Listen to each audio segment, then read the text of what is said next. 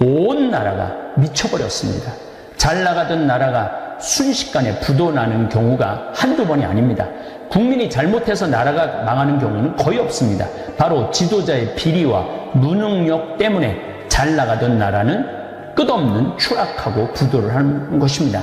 가깝게는 필리핀이 그랬고 멀리서는 100년 전 지하철이 있었던 아르헨티나가 그랬습니다. 1960년 일본 다음으로 아시아 경제 대국이었던 필리핀은 지금 자국의 여성들을 우리나라와 싱가포르, 홍콩 집안일을 거두르는 일꾼으로 수출을 하고 있습니다. 2025년 현재 국민의 20%가 10달러도 못 버는 막장 국가가 필리핀이 되었습니다.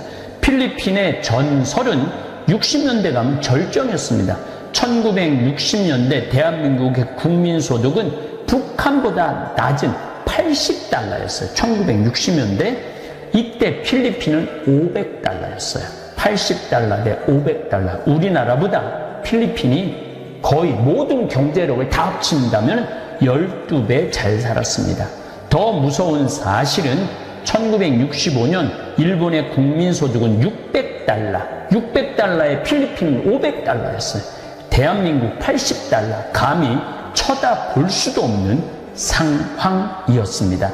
그런데 2024년 기준으로 대한민국 GDP는 3,624달러, 국민 실질 소득은 일본을 앞지르고 있습니다. 일본 다음으로 아시아 경제 대국이었던 필리핀이 망한 이유는 다름 아닌 대통령과 그 부인 때문이었습니다. 당시 대통령이었던 페르난데스 마르코스가 뒤에서 박정희가 도와달라고 갔을 때 뒤에서 희죽희죽 비웃기도 했습니다. 그런 모욕을 당하고 우리나라가 경제를 이렇게 일으켰던 거예요. 마르코스는 최고로 잘 나가던 필리핀 1965년 대통령이 되면서 서서히 권력욕에 물들어가 부정선거를 저지르고 필리핀의 민주주의를 엉망진창으로 만들어버려요. 지금 윤석열 정부가 사법부 난입하고 부시고 그걸 판결한 판사를 죽이겠다고 뛰어들어가는 모습하고 이게 왜 겹쳐질까요? 왜 오버랩이 될까요? 그뿐 아니라 페르디난도 부부의 유별난 축제, 파티 또한 필리핀의 국력 손실에 막대한 역할을 합니다. 영부인 이멜다 마르코스의 사치와 향락은 심각할 정도였습니다. 구두 3,000켤레는 애교에 애교. 매일 패션쇼를 관람하거나 참가하거나 스스로 개최했습니다. 우리나라 지금 영부인이라고 뭐 말할 것도 없죠. 무슨 구슬하느니 무슨 점을 보느니 이런 모습하고 왜 자꾸 섞이는지 모르겠습니다. 부인이라면 꼼짝 못하고 절절매던 마르코스는 나라를 제대로 다스릴 수가 없었습니다. 대통령 부부의 사치가 극심했고 민주운동가들이 탄압받고 경제가 무너졌고 1970년대는 그렇게 무시했던 한국에게 추월당하고 사회구조와 기강 또한 크게 무너져 정치인들과 군인, 경찰 등 사회 지도자층들이 극심하게 부패해갖고 마르코스의 폭정과 악행에 들고 일어난 이때 공산주의자, 소수민족, 이슬람 교도들의 무장단체들이 필리핀을 위태롭게 만들고 아직도 그들이 반란을 일으키고 있습니다. 지금 대한민국은 너무나 위험한 위기를 맞이하고 있습니다. 이 시기를 우리는 지혜롭게 건너가야 됩니다. 헤쳐나가야 됩니다. 그래서 저는 앞으로 원래는 13번 강의를 하려고 그랬는데 조금 더 강의할 내용이 많습니다. 그래서 앞으로 대한민국을 이해하고 세계를 이해하고 우리나라와 같은 상황이 있는 나라들을 여러분들에게 소개할 계획을 갖고 있습니다. 많이 여러분들 경청해 주시고 태극기 부대들이 제 강의에 요즘 많이 들어와요. 듣기 싫은 소리라도 마음에 안 듣는 소리라도 들으면서 하나라도 저랬구나 라는 것만 알아도 저는 충분히 여러분들의 비난 댓글을 아주 기쁘게 받아들일 겁니다. 비난 댓글이 많으면 많을수록 내 강의를 많이 듣는구나 라고 아주 자주 만족할 것입니다. 6.25 전쟁 이후에 우리나라보다 잘 살았던 잠비아는 하나도 변화된 게 없어요. 그러니까 1950년대 그대로 상태가 잠비아예요. 우리나라는 정말로 이제 잘 살게 됐으니까 이제 우리 한국 교회도 이제 어렵고 가난한 교회를 도와주는 일환으로 제가 잠비아 봉사활동, 선교활동하는 거를 여러분들하고 함께 나누고 싶습니다. 네, 동영상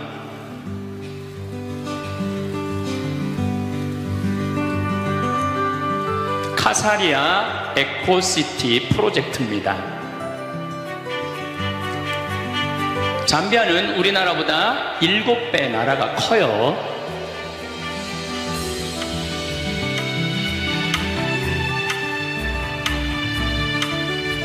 그래서 지난 5년 동안 의사 선생님들 이제까지 한 30분이 가서 봉사활동을 지금까지 5년 동안 하고 있죠. 네, 여기가 잠비아 무프리라라는 도시고, 여기가 은돌라라는 도시고, 여기가 키투에라는 도시예요. 이 한가운데 땅을 제가 대통령한테 받았어요. 제가 6년 전에 우리 생태마을에서 피정을 하는데 수녀님들 20분이 오셨어요. 수녀님들 20분이 오셨는데 다른 수녀님은 얼굴이 다 하얀데 수녀님 한 분만 얼굴이 새카만 거예요. 그래서 내가 물어봤어요.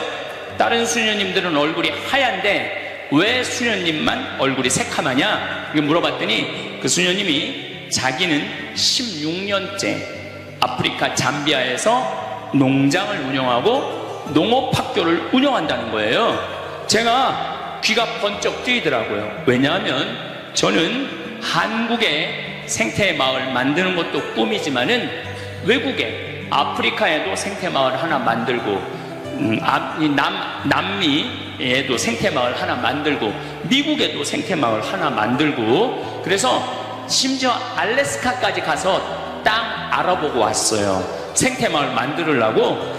그런데 제가 생태마을을 만들려고 그랬는데 이미 아프리카에서 하고 있는 수녀님이 계신 거예요. 너무너무 반갑더라고요. 그래서 제가 수녀님한테 그런데 왜 한국은 들어왔느냐? 그랬더니 이 수녀님이 자기는 갑상선 암이 걸렸다는 거예요. 그리고 또 그 자카란다라는 농장에 농업학교를 운영하고 있는데 남자 기숙사를 짓는데 돈이 모자라갖고 모금하러 왔다는 거예요. 그래서 얼마가 모자라갖고 모금하러 왔느냐? 그랬더니 2천만 원이 모자란다는 거예요. 근데 그때 제가 마침 사는 맛 사는 멋이라는 책을 썼는데 인세가 2천만 원이 딱 들어와 있었어요. 그래갖고 내가 수녀님한테 모금하러 다니지 말아라, 내가 줄 테니까.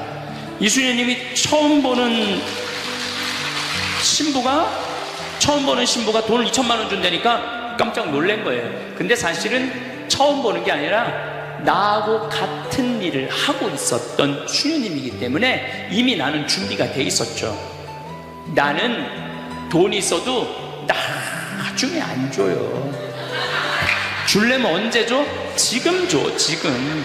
그래서 그냥 수녀님한테 돈을 드리고, 수녀님, 내가 내년에 수녀님 농장하는데 한번 방문하겠다. 의료 봉사팀을 꾸며서. 그래갖고 이제 제가 의사 3분, 멜버른에 있는 의사, 인천에 있는 의사, 평택에 있는 의사, 치과 의사 3분을 꾸미고 대학생들 20명을 꾸며갖고 잠비아를 가봤죠.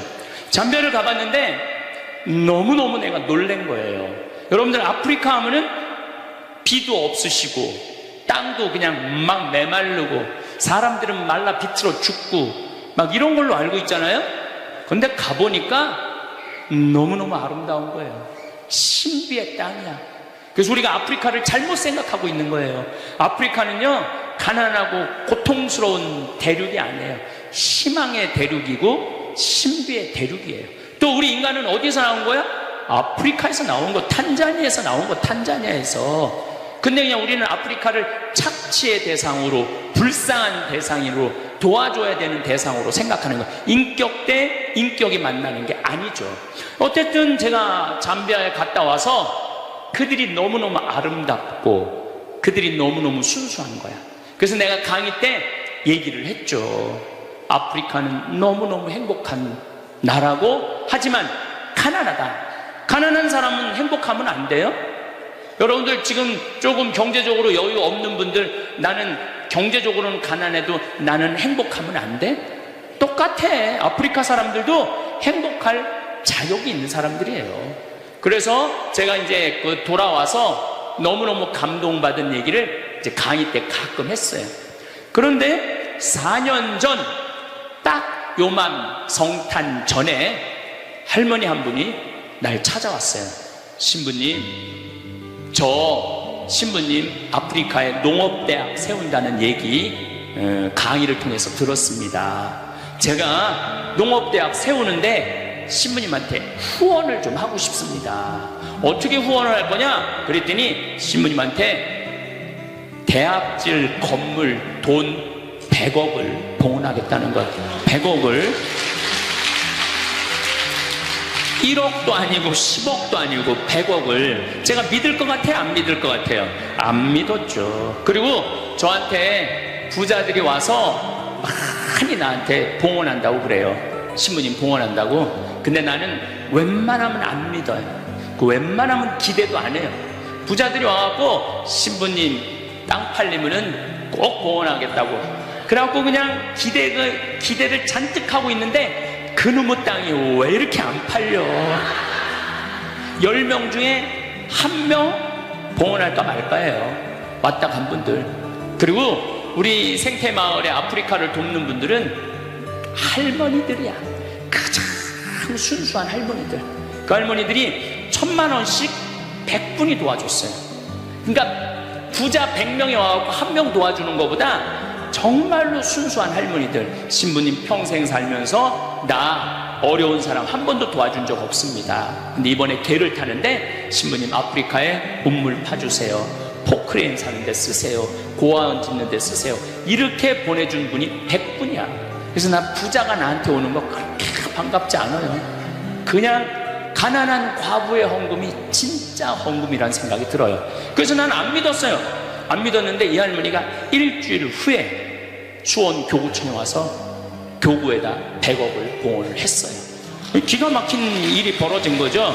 그래서 내가 가끔 강의 때 얘기했지만, 그럼 왜 느닷없이 나한테 100억을 봉헌할 생각을 가졌느냐?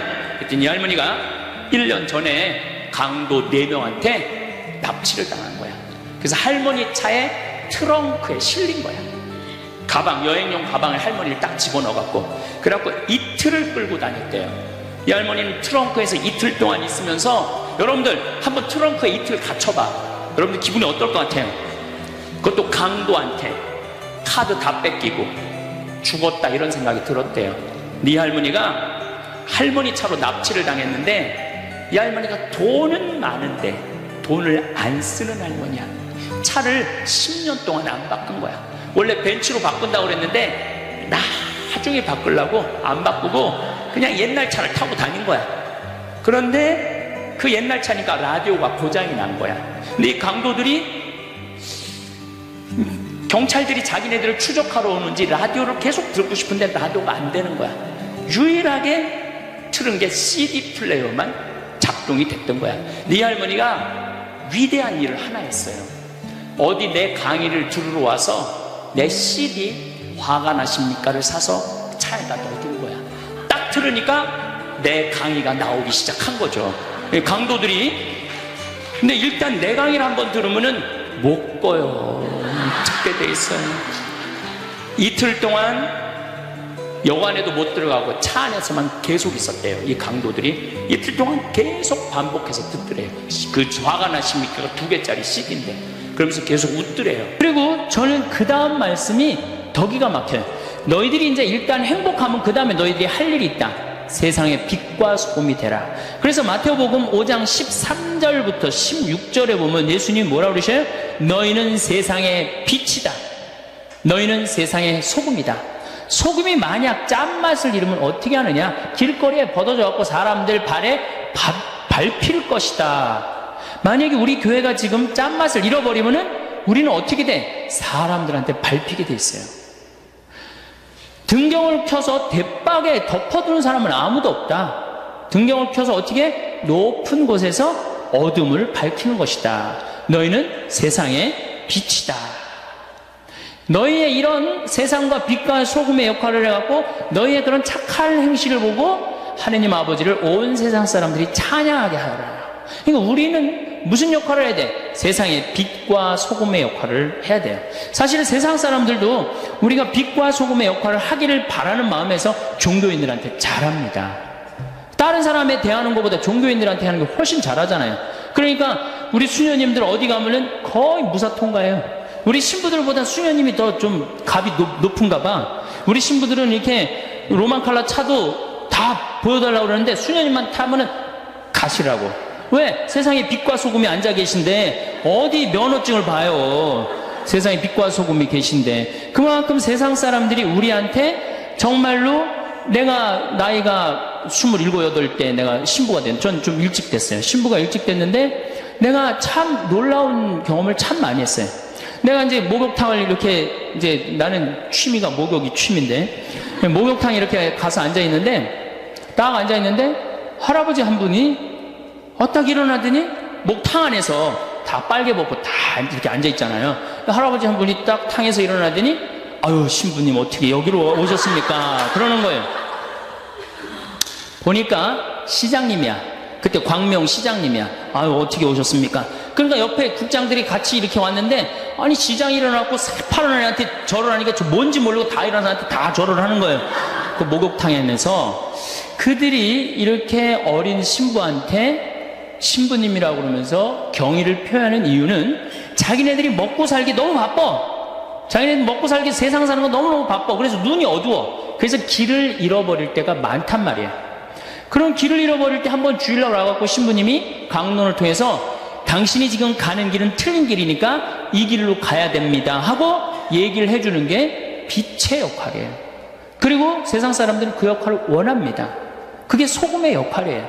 자기네들이 세상에 자꾸 썩고 부패, 그럴 때는 우리가 뭐가 돼야 돼? 소금이 돼갖고 썩는 것을 막아줘야 돼요. 그게 우리 신부가 할 일이고 수도자가 할 일이고 우리 크리스찬들이 할 일입니다.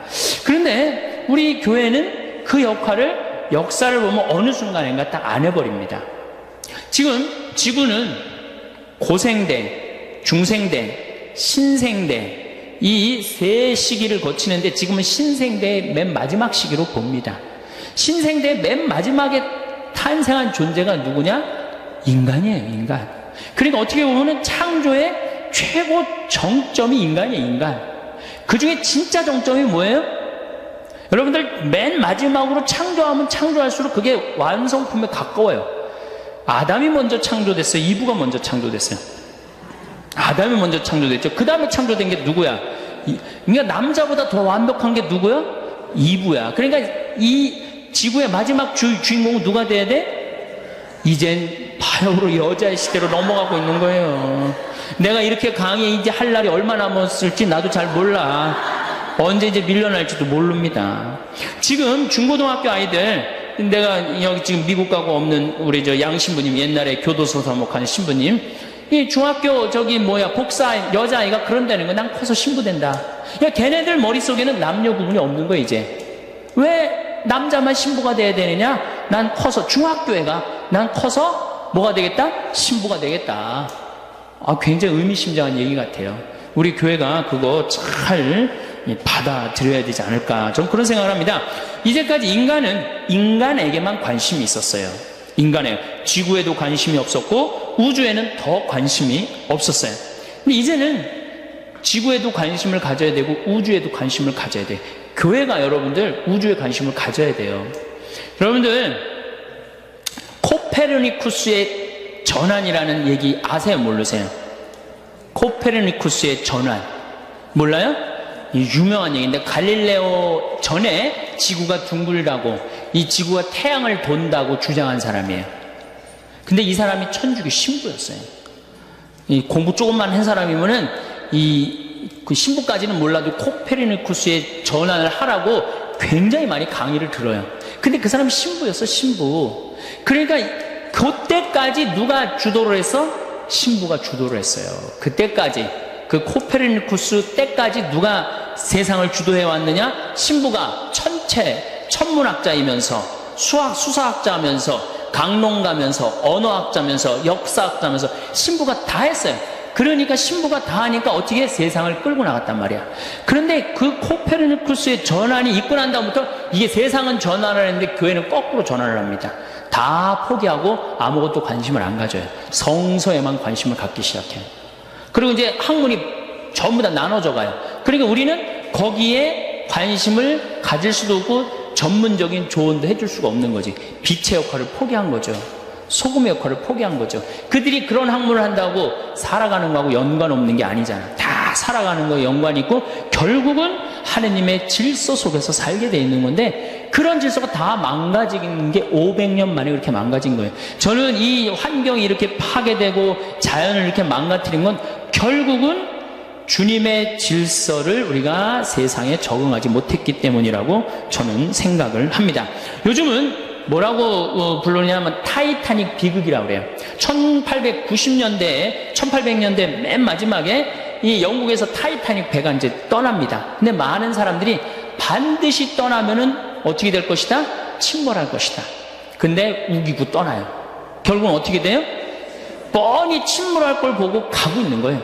지금 많은 예언자들이, 그 예언자들은 기상학자기도 하고 그 다음에 천문학자기도 하고 뭐 많은 학자들이 어떻게 지금 이대로 가다가는 침몰한다고 그러는 거예요. 지금 2100년에는 지구온도가 6도가 올라간다는 거 아니에요. 2100년에는 6도 올라가면 끝납니다.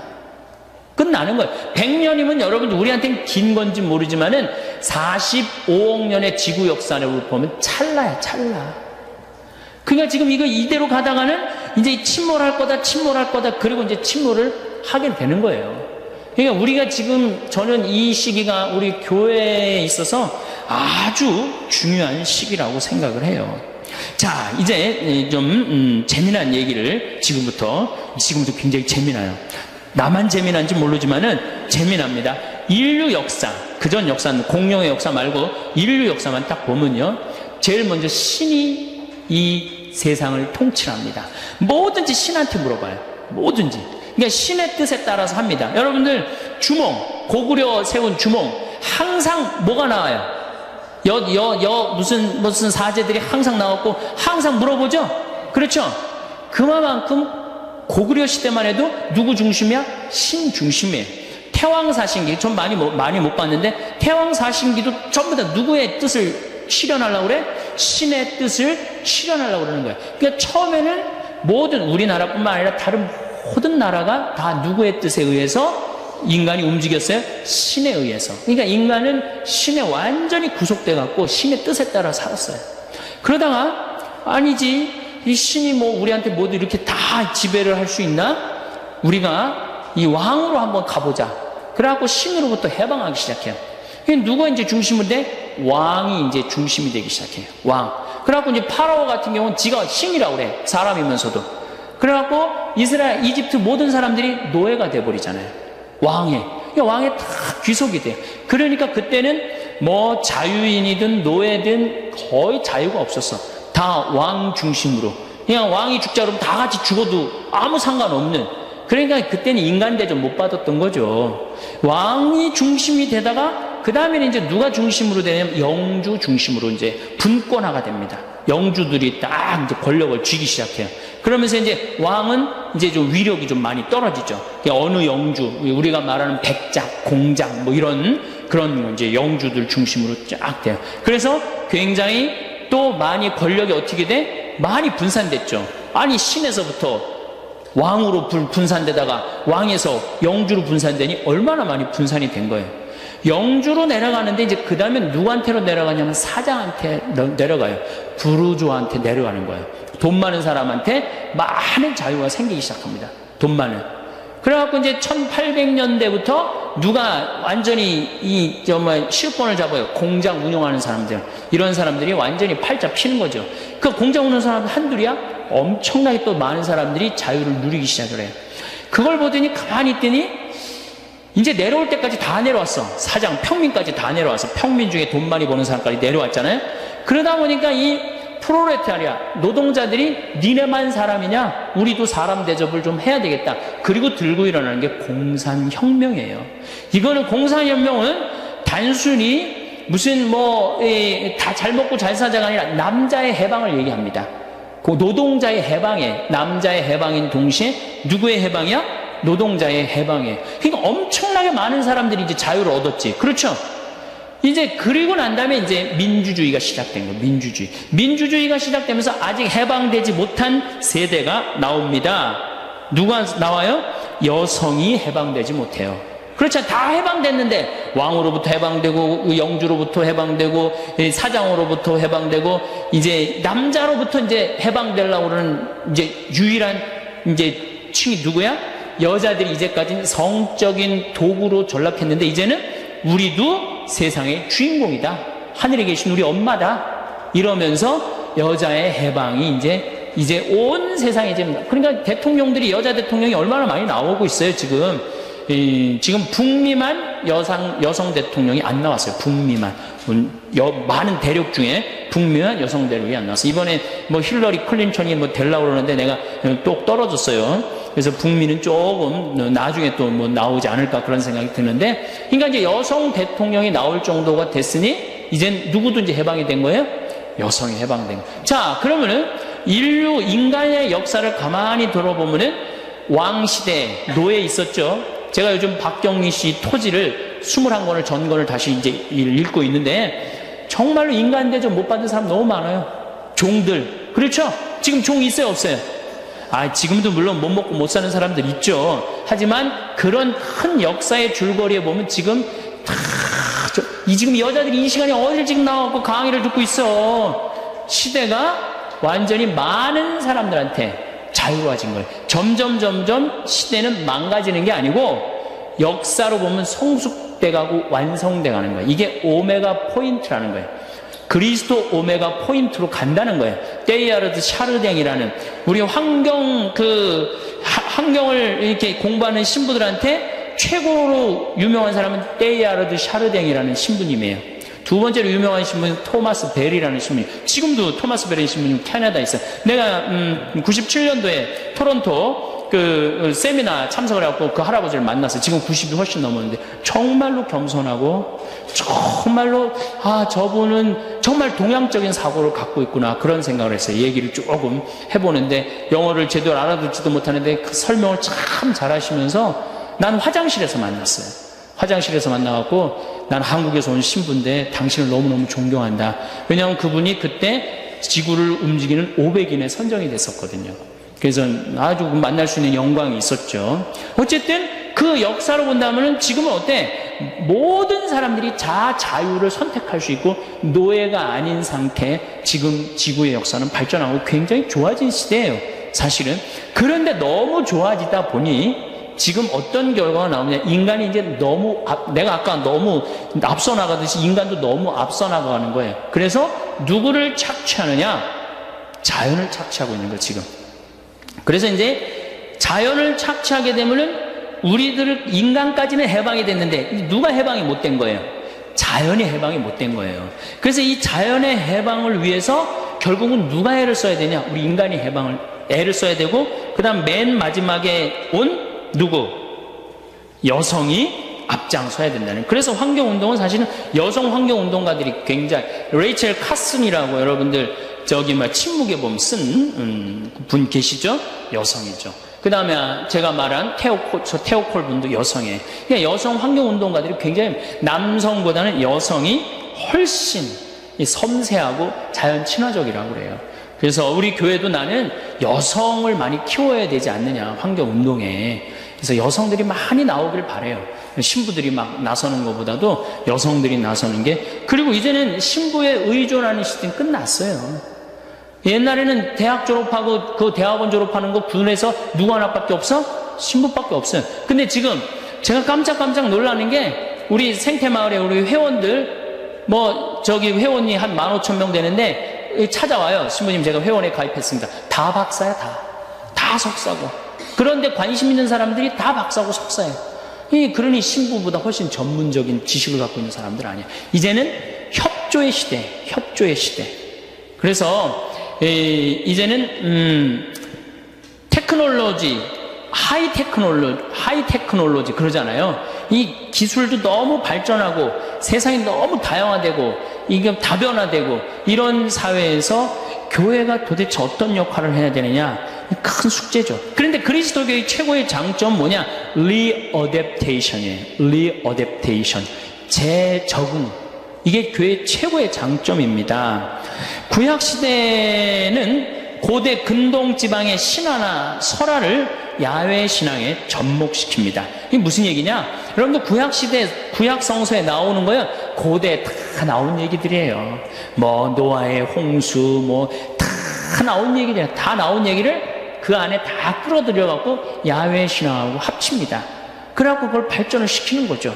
이게 접목이에요, 접목. 그 리어댑테이션이 재적응을 하는 거죠.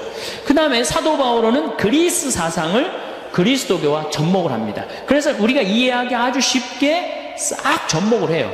그러니까 그것도 역시 리어댑테이션이에요. 그 다음에 우리가 잘 알고 있는 아우구스티누스는 플라톤의 사상을 끌어들여서 또 리어댑테이션을 해요. 로마가 410년에 불타버립니다. 다 고투지기 다 불태워버려요. 불타고 나니까 사람들이 완전히 좌절에 빠집니다. 그랬을 때 아구스티누스가 책 한 권을 들고 나와요. 신국론이라는 책을 들고 나와요. 이제까지는 인간이 다스렸기 때문에 이런 아주 추잡하고 죄악의 소굴이 되었다. 이제는 하느님이 다스려야 되겠다. 그리고 들고 나온 책이 신국론이에요. 그 책으로 인해서 중세시대가 열립니다. 이게 대단한 거죠. 그래서 누가 통치를 해요? 다시 신이 통치하는 시대가 와요. 그래서 교황님이 모든 황제들을 임명하는 정도까지, 부정적인 면도 있었지만 그만큼 교회가 끌고 나갔다는 거에는 큰 의미가 있죠. 그런데 이제 이게 그 교회가 그렇게 잘 나가다가 너무 하느님 중심으로 막 몰고 나가니까 이게 사람들이 열받는 거죠. 아니, 우리 인간도 좀 인간답게 살아야지, 뭐든지 죄 속에 살고 하느님 속에서 살면 되느냐. 그리고 이제 보카치오라든가 에라스무스 같은 사람들이 들고 나옵니다. 휴머니즘을. 인간 중심으로 가자. 그렇게 하느님 중심으로 가냐. 그래갖고 인간 중심으로 나갈 때 교회가 결정적인 실수를 합니다. 그렇게 인간적인 여자, 인간적인 주장을 하는 사람들 불태워 죽여버려요. 그 인간 중심으로 나갈 때 인간하고 같이 인간 중심으로 교회가 그걸 끌고 리어댑테이션을 했다면 아마 교회를 많이 벗어나지 않았을 거예요. 그런데 막 몰아챕니다. 불태워 죽이고. 그러니까 점점 튀어나가기 시작해요. 교회를 자꾸 뛰쳐나가기 시작해요. 교회에 대해서 안티라고 그러죠. 안티. 이제 그러면서 이제 안티클레리즘이라는 게 반성직자주의가 생겨요. 성직자에 대해서 거부 반응이 생겨요. 이제 불란서에서 그 혁명이 일어나죠. 불란서 혁명이 일어났어요. 불란서도 우리 환경하고 굉장히 관련이 많은데 필리핀에 화산이 터집니다. 화산이 터지면요, 지구는 한 화산이 터지면 어떤 연관성이 있냐면 화산이 터지면 화산재가 올라가고 뭐를 막냐면 태양을 막아버려요. 태양빛을 막아버리면 지구 기온이 떨어집니다. 지구 기온이 떨어지면 흉년을 맞이하게 돼 있어요. 그래서 불란서가 7년 동안 흉년을 겪어요. 그래서 막 5월에도 6월에도 막 눈이 오고 막 그래요. 너무너무 배고파갖고 굶어 죽어. 많은 사람들이 굶어 죽는데 마리아 왕도 안 했다 하고, 그 다음에 무슨 추기경하고 막 거기서 스캔들도 일어나고, 그리고 막 백성들이 죽는데도 그냥 무슨 케이크나 먹고 이러고, 그리고 다 죽어가는데도 딱 두 부류만 안 굶습니다. 귀족들과 성직자 부류만 안 굶어요. 아주 호의호식했던 거죠. 그러니까 혁명이 일어나면서 다 때려 죽인 게 신부님들, 그 다음에 귀족들 다 죽인 거예요. 그때 불란서의 교회 모든 재산은 정부로 들어가 버려요. 그때 다 잃어버렸어요. 그때 유일하게 교회 재산을 몰수하지 않은 데가 있어요. 파리 외방 정교회만 몰수하지 않았어요. 왜? 니네들은 선교하러 나가고 죽으러 가는 거니까 우리가 니네들만은 건드리지 않겠다. 그리고 파리 외방 정교회만 지나가 버립니다. 그러니까 아직도 파리 외방 정교회 재산이 제일 많아요. 그 외국에서도 저기 공부하러 제일 파리 외방종이 많이 공부하러 오고 있고. 그러니까 자기 역할을 충실히 살면 안 건드려요. 우리가 딴 길로 셀 때 교회한테 세상에 돌을 던지는 거지, 교회가 자기 역할 충실히, 카나리아의 역할, 지금 이러면 안 됩니다, 이렇게 충실히 하면 돌 던질 이유가 없죠. 이제 우리 그게 이제 어디로 빠지는 거냐? 조금 있으면 빠져요. 자, 그러다가 이제 다시 이제 이 공산혁명이 이 사장 이제 막 이제 불호조화가 생기는데 교회가 그때도 정신을 못 차립니다. 그때도 교회는 배가 불린 상태예요. 배가 불러갖고 노동자들과 함께하지 못하고 부자들과 함께합니다. 그러니까 공산혁명이 일어나면서 종교는 인민의 아편이라고 그러고 완전히 수장을 시켜버리는 거죠. 그러니까 교회가 리어댑테이션을 하지 않았던 거예요. 아니, 이 휴머니즘을 부르짖으면 휴머니즘에 가서 문제를 해결하고, 노동자들이 고통스러우면 노동자한테 가서 문제를 노동자들하고 해결해야지, 그 위에서 문제를 해결하면 해결이 되는 거 아니에요. 지금은 뭐가 지금 문제예요? 환경이 문제란 말이에요. 그러니까 지금 환경 안에 들어가서 우리가 문제를 해결해야 되는 거예요. 막연히 말로 해서는 될 일이 아니고. 그래서 이 리어댑테이션은 굉장히 중요합니다. 그 덕에 1세기 동안 우리가 세상의 반을 잃어버렸잖아요. 여러분도 공산주의 1850년에 혁명이 일어나면서부터 80년, 90년 그러면서 이 러시아 이 혁명이 일어나고 볼셰비키 혁명이 일어나고 그러면서 우리 다 뺏겼잖아요. 지구의 반을 뺏겼잖아요. 물론 다시 돌아왔지만 그 1세기 동안에 교회가 얼마나 큰 잘못을 저지른 거예요.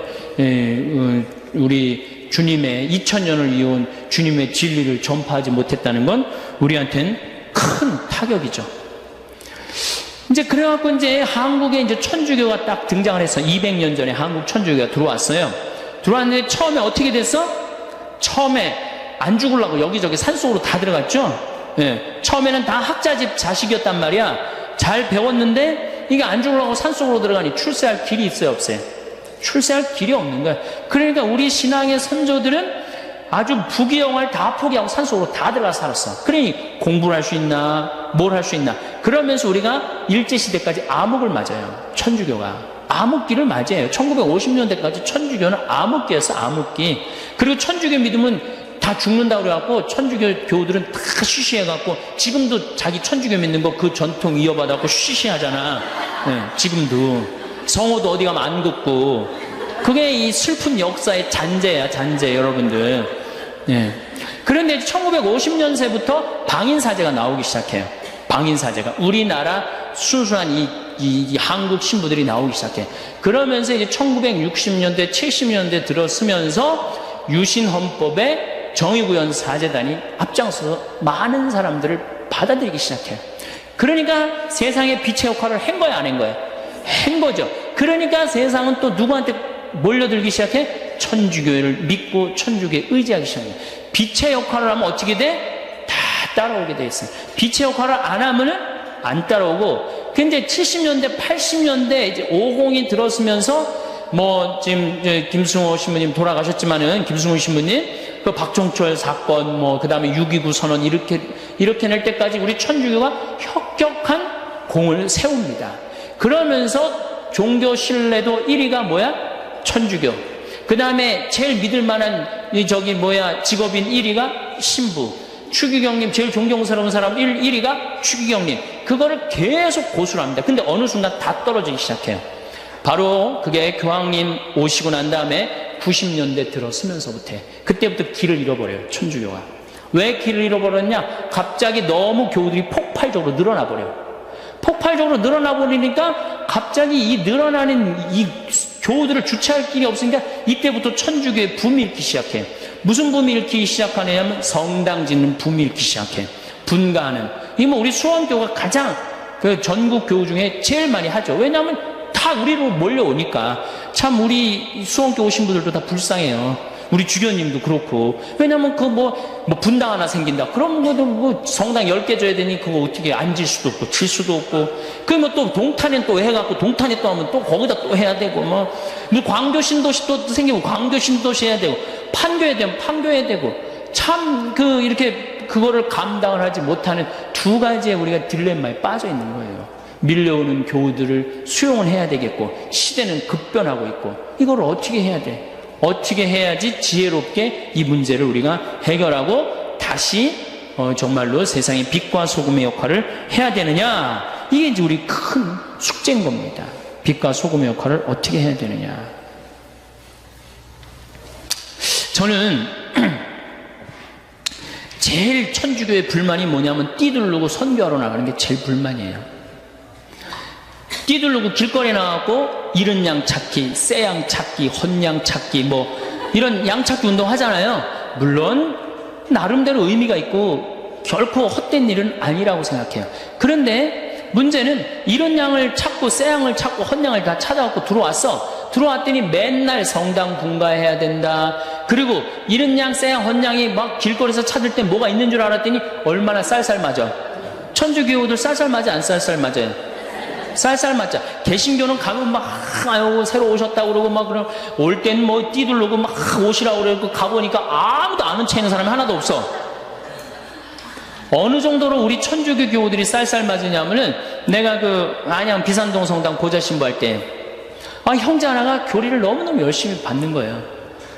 근데 하루는 술을 먹고 날 찾아왔어. 신부님 세상에 이럴 수가 있느냐고. 왜 그러냐 그랬더니 마누라가 자기가 성당 나오는 게 소원이라고 10년 동안을 빌었대요. 그래서 이제 성당 그래도 마누라를 위해서 큰 선심 쓰고 성당에 나왔대요. 성당에 나왔는데 기도문을 가르쳐 주는 놈도 없고 언제 일어나는 건지 언제 앉는 거 가르쳐 주는 놈도 없고 그리고 이제 사도신경이라는 걸 이제 하려고 이제 했는데 그거 긴 걸 어떻게 외워? 그래서 이제 같이 마누라 기도문하고 하려고 그랬더니 마누라 이렇게 감추더래요. 좀 같이 보고 하자 그러니까 부인이 하는 얘기가 나도 처음에 그렇게 배웠으니까 당신도 그렇게 배우라는 거야. 자기도 처음에 이렇게 눈 넘어 배웠다는 거야. 대충 눈치로 때려잡아서 배웠다는 거야. 누구 하나 자기를 인도해 준 사람이 아무것도 없는 거야. 자기도 이렇게 힘들게 배웠으니까 너도 힘들게 배워라 이거야. 이렇게 힘들은데 들어와갖고 이른 양, 헌양, 새 양 찾으면 뭐하냔 말이야. 막상 들어와 보면 황량한데. 그러니까 교우들의 25%만 주일미사를 참여를 하고 75%가 성당에 안 오는 거예요. 내적 쇄신이 더 중요한 겁니다. 내적으로 빨리 쇄신을 하고 정말 우리 교회의 체질을 제가 그래서 항상 하는 얘기가 섬겨라. 이 섬김의 문화가 무너졌기 때문에 교회의 본래 모습이 없어진 거예요. 예수님이 나는 어제 복음에도 그랬잖아. 난 섬김을 받으러 온 것이나 제자들이 길거리에서 막 싸우고 뭐 네가 높은 자리에 올라갈 거냐 내가 높은 자리에 올라갈 거냐 그러니까 예수님 얼마나 속 터지겠어요. 그래도 그때 얘기 안 하고 다시 이제 다 싸우고 난 다음에 불러갖고 높은 자리는 하느님이 결정하는 거란다. 사실 나도 높은 자리에 올라온 게 아니고 섬기러 온 거다. 어느 정도까지 하려고 하냐 난 죽어서까지 섬기려고 온 거다. 그렇게 애절하게 말합니다. 그러니까 본질은 교회의 본질은 뭐예요? 섬기는 거예요. 섬기는 걸 하지 않으면은 아무리 이른 양, 새 양, 헌양 찾아와 보십시오. 소용없는 거예요. 그래서 그러면은 자 이제 답이 이제 거의 나왔어요. 21세기를 살아가는 우리들이 이제 해야 될 일은 뭐냐? 여성이 주인공이 돼야 돼요. 근데 이 여성이 정신을 못 차리고 있어요. 그냥 자식 서울대학에 들여보내는 게 지상 최대의 사명이야. 우리나라 환경운동 하는 사람들이 굉장히 애를 먹습니다. 왜 환경운동 하는 사람들이 애를 먹느냐면 내가 독일 프라이부르그의 시청에 우리 거기 공부하는 신부가 있어갖고 연락을 해갖고 시청에 연락을 해갖고 환경운동 그 시스템을 다 관람을 한 적이 있어요. 일주일 동안 전부 다 관람을 했는데 규모가 어느 만한 집이냐면은 한 40평, 한 50평 밖에 안 돼요. 근데 환경운동 단체야. 근데 가보니까 후원회원이 40만 명이야. 후원회원이 40만 명이에요. 지금 환경운동연합이 뭐 7만 명인가 8만 명이라는데 그 프라이부르그시 그 근처에 후원회원만 40만 명이야. 누가 다 후원회원 들겠어요? 다 주부들이 드는 거예요. 다 주부들이. 근데 우리나라 주부들은 후원회원 들으라고 그러면 어떻게 해? 애 학원 보내야지, 뭐 아파트 빨리 당첨해야지, 뭐 사회에 관심 있어요, 없어요? 자기 애는 뭐 유학 보내고 몇백만 원, 몇천만 원 하나도 안 아까운데 그거 후원회원 얼마나 해? 5천원, 만원 하는 거 그거 아까워갖고 못한단 말이에요. 그러니까 사회운동에 참여를 안 하는 거예요. 그러니까 우리나라 환경운동 단체들이 올라가다가 무너지고 올라가다 무너지고 올라가다 무너지고 그러는 거예요. 왜? 언더 베이스가 안 돼 있는 걸. 내가 캐나다에 또 그 환경 세미나 한번 참석을 해봤는데, 주부들이 아침에 애들 학교 보내고 모여갖고 회의를 하는데, 동네 아줌마들이 회의를 어떻게 해요? 야, 우리 꽃길, 애가 이제 수업 끝나고 오는 길에 이 동네에 무슨 꽃이 저기 심어주면 좋고, 저기 무슨 꽃이 심어주면 좋고, 그래서 우리 애가 지나가면서 이 꽃을 보고 이렇게 행복했으면 좋겠다. 그래갖고 다 회의를 해요. 그래갖고 다 회의를 해갖고 돈이 없어. 그럼 시청에 쫓아간대요. 자, 그 길에 지금 이렇게 놓여져 있는데, 니네들이 예산을 지원해주면 우리가 꽃을 다 심겠다. 그래갖고 따져갖고 다 해갖고 꽃을 심는다는 거예요. 그러니까 이게 되는 거예요. 근데 우리는 내 새끼 하나만 공부 잘하면 돼. 내 새끼만 서울대학 가면 돼. 그런데 무슨 꽃길, 여러분들 자녀들이 여러분들 집에 오는데 무슨 꽃이 폈는지, 무슨 나무가 심어졌는지 알아요, 몰라요? 학원 코스는 알아도 거기에 뭐가 심어졌는지 모른단 말이야. 그러니까 이 의식의 변화라는 게 굉장히 중요한 거예요. 그래서 이게 막 여러분들만 들어야 될 문제는 아니야. 우리나라 모든 여성들이 그렇게 변화가 된다면, 저는 대한민국처럼 살기 좋은 나라가 어디 있어요? 지진이 일어나나 태풍이 오기를 하나. 여러분들 일본은 1년에 태풍이 15개, 20개 가요. 근데 우리나라는 하나, 재수 좋으면 안 오는 해도 있어요. 작년에도 다 스쳐 지나갔어요. 제주도 스쳐 지나가고. 하나 오면 하나 들어오는 거죠. 근데 그냥 일본, 중국, 대만 맨날 태풍 지나갑니다. 그 태풍이 오나 지진이 있나 얼마나 살기 좋아요. 국민들 똑똑하고 물건 잘 만들고 수출 잘하고. 그런데 여성들이 이런 내가 이 사회의 변화의 주체 세력이다, 주부들이 내 변화의 주체 세력이다, 이런 생각을 하고 이걸 끌고 나가야 되는데 여성들이 그런 생각을 못하는 거야. 아직도 남성 위주의 사고방식을 갖고 있는 거예요. 아직도. 그러니까 이걸 빨리 탈피하십시오. 그래서 우리 신부들도 좀 놔주고, 좀 여자도 좀 신부가 좀 돼갖고 좀 이렇게 이렇게 좀 잘 해봐요. 좀 어떻게.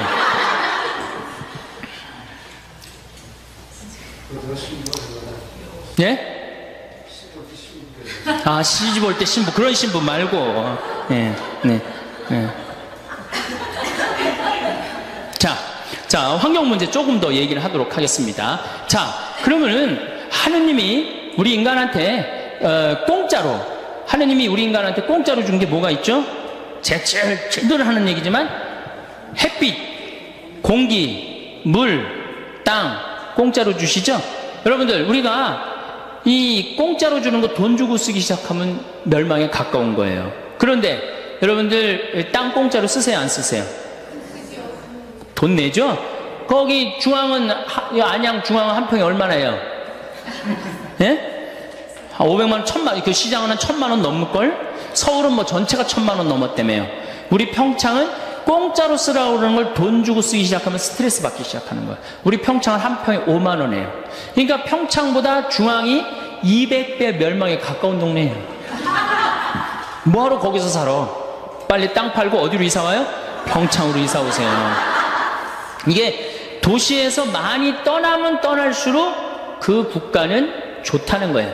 그래서 독일, 유럽에서 하는 운동이 어메노티 운동이에요. 어메노티 운동. 시골에 가서 살기 운동이에요. 200만만 빠져나가면, 그런 경제학자도 있어요. 200만만 빠져나가면 우리나라 교통 문제 다 해결됩니다. 그 다음에 무슨 학교 문제 다 해결돼요. 서울, 경기도에서 200만만 빠져나가봐요. 교통이 막히겠어? 뭐가 막히겠어요? 그럼 시골은 시골대로 균형 발전되고.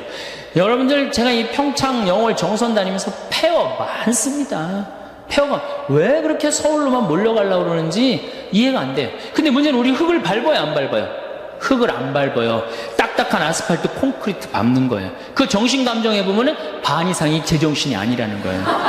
여기 앉아있는 분들 반 이상이 제정신 아니에요. 정신 감정해 보면은 멘탈 테스트 해보면 50%가 제정신이 아니래. 혹시 난 그래도 제정신이다, 그런 분들 혹시 있어요? 그런 분이 완전히 도루신 분이에요. 왜 완전히 돌았어? 여러분들, 100년 전 조선시대 사람을 데려다가 YTN 사회뉴스 1시간만 보게 해보세요. 그럼 돌 것 같아, 안 돌 것 같아요? 돕니다. 근데 여러분들 왜 안 돌았어? 지금 왜 안 돌아? 그런 거 보고. 벌써 돌아 있는데 뭘 또 돌아? 벌써 돌아 있는데. 그래서 어디로 돌아가야 돼? 자연으로 돌아가야 되는 거예요. 그래서 자연으로 돌아가야 돼. 그래서 제가 생태마을을 꾸미는 이유도 그런 이유 중에 하나예요. 많은 사람들이 와서, 우리가 이 가족 피정을 많이 옵니다. 그런데 가족 피정을 오면 너무너무 행복해. 너무너무 행복해요. 그 아이들하고 제가 깜짝 놀란 경험이 있어요. 어떤 경험이 있느냐면은 별똥별을 한 번도 본 적이 없는 거예요. 안양에 200명이 왔는데 18년 동안 이 지구에서 살면서 별똥별을 한 번도 본 적이 없는 거예요. 근데 이제 별자리 관측하는 시간인데 별똥별을 보는데 애들이 미치려고 그러는 거예요. 또 얼마나 아름다워요. 이게 뭐 엄청난 우주 공간에서 그 별똥별이 탁 선을 그리고 떨어지는 모습이 얼마나 아름다워요. 저는 너무 행운아 중에 하나인데 이렇게 이제 여름에는 이렇게 문 열어놓고 이렇게 자요. 별똥별 타는 소리까지 들려요. 그 정도로 아주 실감 느낀다니까, 실감을. 얼마나 행복한지 몰라요. 그러니까 자연으로 돌아가서 살아야 된다는 거. 그런 시간을 여러분들 많이 가지시는 게 좋고, 제일 좋은 건 뭐야? 보따리 싸들고 가는 거예요. 그렇지. 평창으로 이사 오는 거예요. 물론, 거기는 연습이 필요하지만은. 자, 그 다음에 물을 돈 주고 사서 쓴다. 이게 심각한 겁니다. 우리 물 돈 주고 사서 써요, 안 써요? 하느님이 공짜로 내려주시는 빈님을 돈을 주고 팔아먹고 돈을 주고 사먹는단 말이야. 이거 여러분들 위기라는 생각이 안 들어요? 굉장한 위기예요. 이제는 수돗물도 이제 아리수 그것도 넣어서 이제 판대잖아요. 아리수도. 근데 사실은 실질적으로 제일 깨끗한 물이 뭐예요? 수돗물, 정수기물, 약수물에 제일 깨끗한 건 수돗물이에요. 왜냐하면은 수돗물에는 0.05 ppm의 Cl, 염소가 들어가 있어요. 그렇기 때문에 이 대장균 이런 거 없어요. 물론 가끔 수돗물에 막 대장균도 들어가고 그 다음에 바이러스도 있다고 그러는데 그런 거 극히 드문 예고, 제일 위험한 건 지하수예요. 지하수 우리가 소독하거나 이러지 않으면 이질 걸리는 이유가 다 지하수 때문에 그러는 거거든요.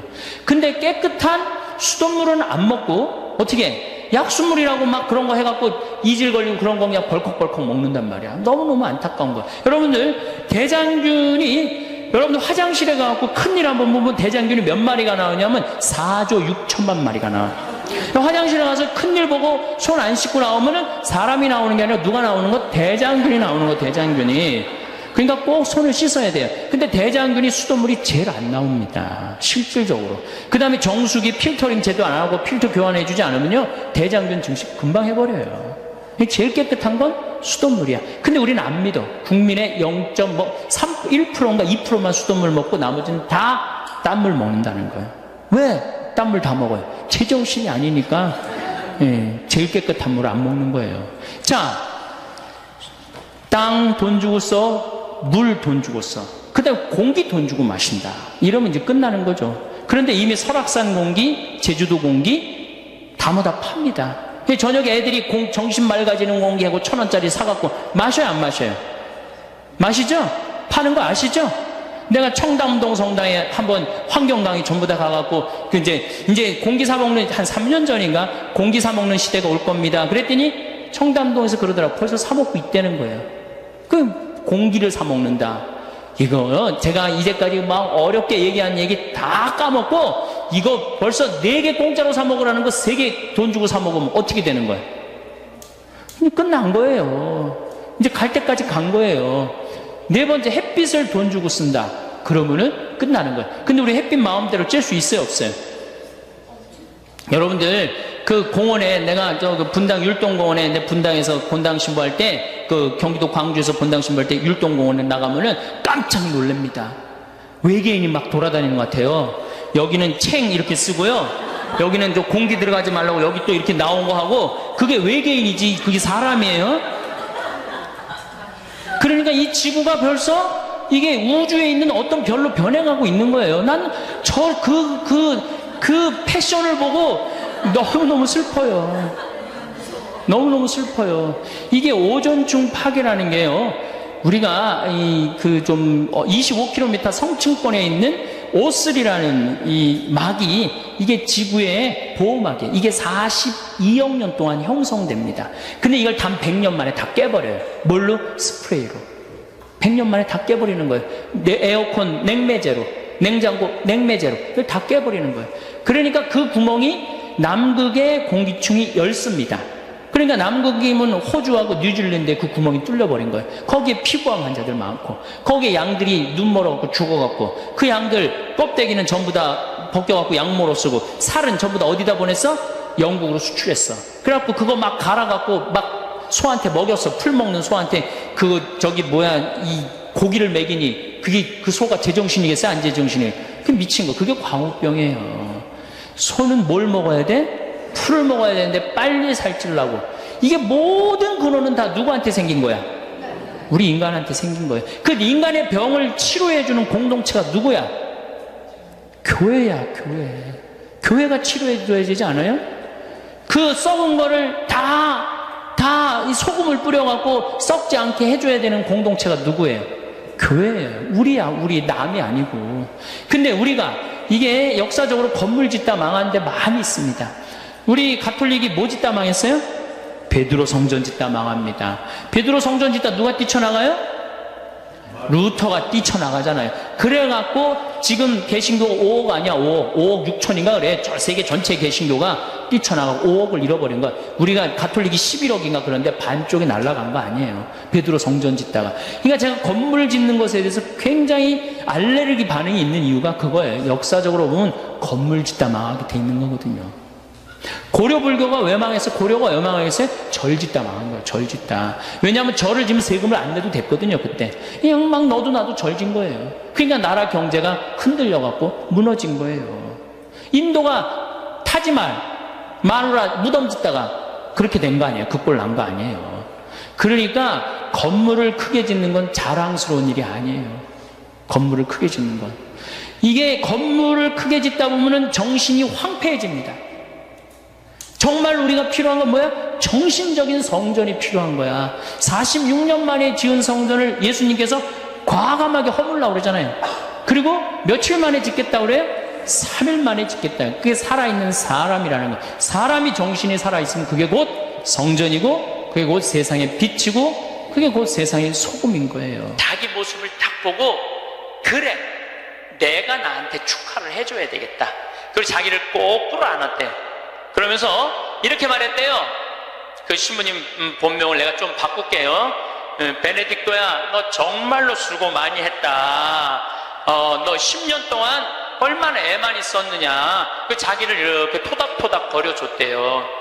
우리 부관장 신부님도 로마에서 공부하고 온 신부님인데 유학이 얼마나 힘드냐면은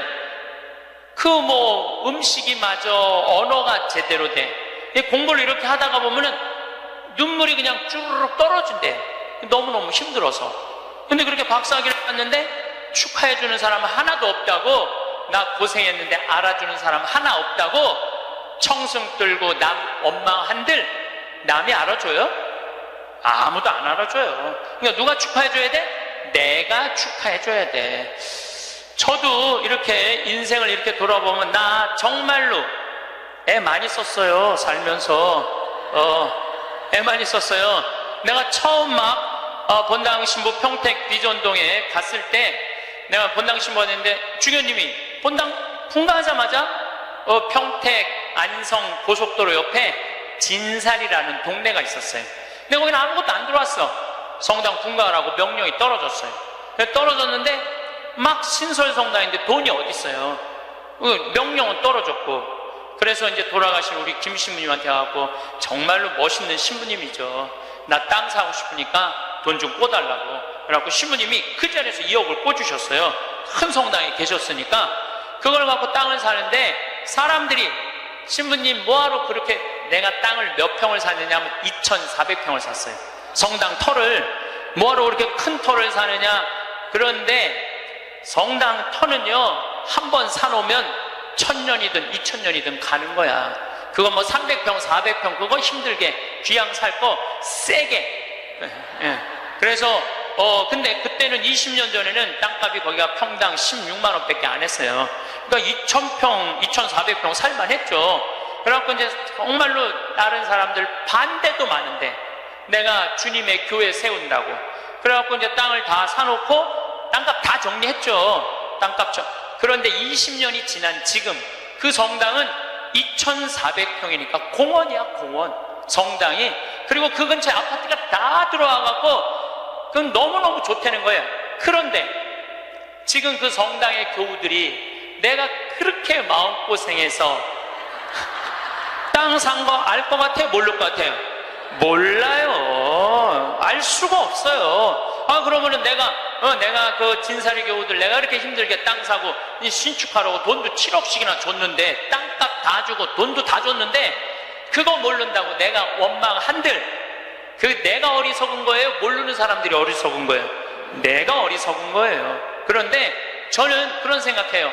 야 창현아 너 정말로 애 많이 썼다. 그렇게 좋은 성당터 사갖고 아무도 모르고 누구만 알아? 나만 알아. 그럼 누가 위로해줘야 돼? 내가 위로해줘야 돼요.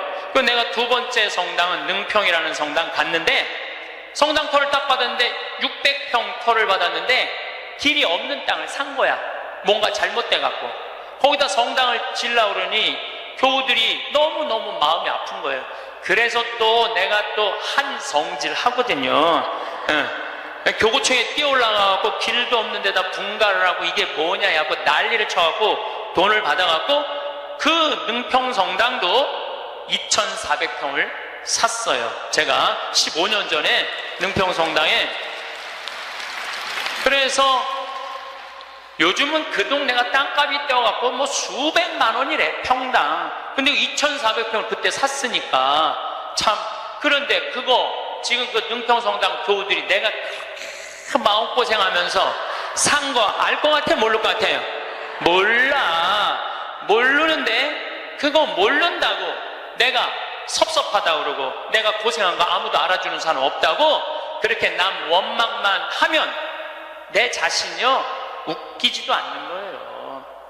내가 하느님의 교회, 하느님의 땅, 그리고 내가 땅을 삼으로 해서 수많은 교우들이 10년, 15년 지난 그 교우들이 거기서 행복공원 같은 성당에서 삼은 그걸로 됐지. 남이 굳이 알아줘야 돼? 그렇지 않아요? 대신 나는 나한테 이런 말을 해요. 너 참 기특하다. 너 정말 기특하다. 또 제가 강원도 평창에 저는 수원교구 신부예요. 평창은 원주교구 소속이에요. 근데 거기다가 우리 교우들도 이제 좀 가서 쉴 수 있는 공간이 필요하다. 그래갖고 20년, 그것도 20년 전부터 제가 시작한 일이에요. 막 뛰어다니면서 여기다가 거기다 집 지으려고 그럴 때 수많은 사람들이 반대했어요. 수많은 사람들이 누가 거기까지 가냐. 그 많은 돈을 들여서 왜 거기다 집을 줘놓으려고 그러느냐. 뭐 정말로 칭찬보다는 욕을 훨씬 많이 들었어요. 근데 지금은 올 연말까지도 피정이 끝나고 내년 10월 달까지 예약이 끝났대. 내년 10월 달까지. 그러니까 이 얘기 무슨 얘기냐 하면 교우들이 이제는 쉬고 싶은 거야. 쉬고 싶은데 그런 쉴 수 있는 공간이 필요하다는 거를 나는 아는 거고 내가 느낀 거야. 아무도 칭찬해주는 사람 없고 함께해주는 사람 없어도 내가 열심히 해갖고 우리 교우들한테 휴식 공간을 제공해 줬어요.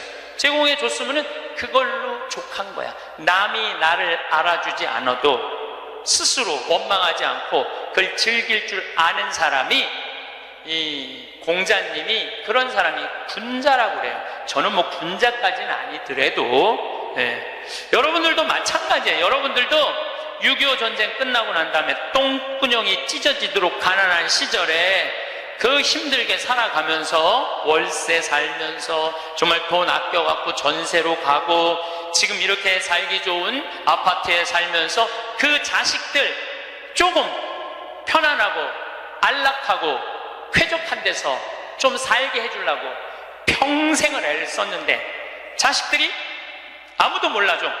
그러면은 나 6.25 전쟁 끝나고부터 고생한 거 일일이 매번 얘기해주면은 그 사람들이 좋아할 것 같아요? 지겨워할 것 같아요?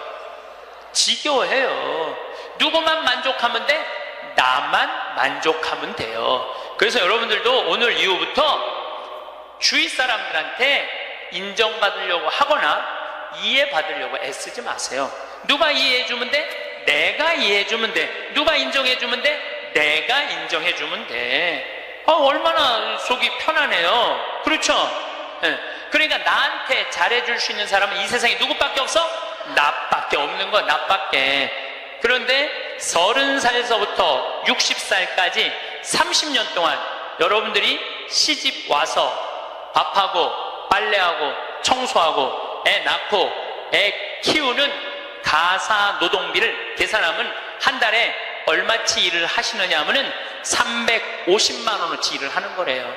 그럼 30년 동안 여러분들 시집 와갖고 그렇게 일을 했으면 여러분들 남편하고 자식들한테 여러분들은 얼마를 청구할 수 있느냐 하면 10억 5천만 원을 청구할 수 있는 거. 10억 5천만 원어치 일했으니까 내놓으라고. 그러니까 여러분들은 지금 결혼생활 30년 하신 분들은 적어도 10억 원어치 일을 하신 분들이야. 수원에서 아주 재미난 일이 있었어요. 무슨 일이 있었느냐 하면 한 성당에서 한 상임위원이 교우들을 꼬신 거야. 어떻게 꼬셨느냐 하면 나한테 돈을 맡기면은 15% 이자를 주겠다고. 그래서 한 성당에서 교우들이 1억도 갖다 맡기고 5천만 원도 갖다 맡기고 그런 거예요. 근데 여러분들 요즘 법정이자가 1.25%예요. 법정이자가 1.25%인데 15%를 준다는 거는 이건 사기야. 100% 사기라고 보시면 돼요. 5% 이자 준다고 그래도 사기야. 10% 이자 준다고 그래도 사기야. 15% 준다는 건 이건 생각할 것도 없이 사기예요. 그런데 1억을 은행에다 맡기면 한 달에 얼마를 받느냐면 10만 4천 원을 받아요. 여러분들이 지금 1억을 은행에다 맡기잖아요. 그럼 한 달에 10만 4천 원을 받을 수 있어요. 근데 이 사람 전례 분과장이래. 성당에 전례 분과장한테 맡기면은 한 달에 얼마를 받을 수 있느냐면은 125만 원을 받을 수 있는 거야. 그러니까 눈이 뒤집혀져요, 안 뒤집혀져요? 판단력이 사라져요, 안 사라져요? 1억 가지고 한 달에 10만 원 받는 게 나아, 한 달에 120만 원 받는 게 나아. 그래서 이 전례 분과장한테 홀딱 다 맡긴 거야. 근데 요즘 경제 성장이 1% 2% 그러는데 무슨 재주로 15% 이자를 줘요? 이 사람 결국은 지금 감옥에 갔어요. 300억은 다 날라갔고. 그러면 이 사람들은 5천만 원 1억 맡긴 사람들 돈 이거 다 날라간 거예요. 써보지도 못하고 날라간 거야. 뭐 이자 한두 번 받아 먹었겠지. 한두 번 해먹으려면은 좀 꼬셔야 될 거 아니야. 그러니까 야 진짜 15% 나오더라. 한 3달 4달 되면서 딱 끝나고 나니까 딱 먹고 끝난 거예요. 그래갖고 이 성당이 풍비박살이 났대. 풍비박살. 냉담자 속출하고. 본당 신부님 정말 이게 권위 땅에 떨어지고 전례 분과장인데 참 기가 막힌 거죠. 그러면은 15% 이자 받아 먹겠다고 돈 맡긴 사람이 나빠요? 15% 이자 주겠다고 꼬신 사람이 나빠요? 둘 다 나빠. 둘 다. 내가 보기에는 여러분들 돈 5천만 원이면은요 이스라엘 성지순례를 10번을 갔다 올 수 있는 돈이에요. 10번. 여러분들이 이스라엘 성지순례를 10번을 갔다 오잖아요. 그럼 여러분들은 예수님하고 트고 지낼 수 있어. 내가 이스라엘 성지순례를 지금 5번 갔다 왔거든요. 그것도 3번은 도보 성지순례로 갔다 왔어요. 이스라엘에서 차 안 타고 다니고 다 걸어 다녔어요. 나자렛에서부터 가나까지 걷는 거예요. 한 20km 돼. 그러니까 성모님, 예수님하고 성모님 가나 혼인잔치 갈 때 성모님 나귀에 태우고 예수님 걸어서 어머니 모시고 아마 가까운 친척 됐겠죠. 가갖고 하고 다 걸은 거야. 또 가나에서부터 갈릴리아까지 한 40km 돼. 그것도 다 걸어서 이게 걸어보니까요 성서 말씀이 거의 튀어나와 나한테 너무너무 좋더라고요. 5번 걸어보니까 예수님하고 나는 지금 어떤 상태냐면 거의 틀라고 그래. 지금 거의 틀라고 그래. 예수님하고 거의 틀라고 그래. 근데 성서강이라면서 병 고치는 얘기를 하는데 나는 치유의 은사가 없다. 고민을 했어요. 기도를 했어요. 하느님 뭔가 좀 치유를 하고 싶은데 이게 손에서 뭐가 나와야지 이게 치유를 해줄 거 아니냐. 그랬더니 하느님이 하시는 말씀이 꼭 네 손으로 해야 되느냐. 네 손으로. 의사 손 빌리면 안 되느냐. 그래갖고 내가 가톨릭 의료원에 연락했어요.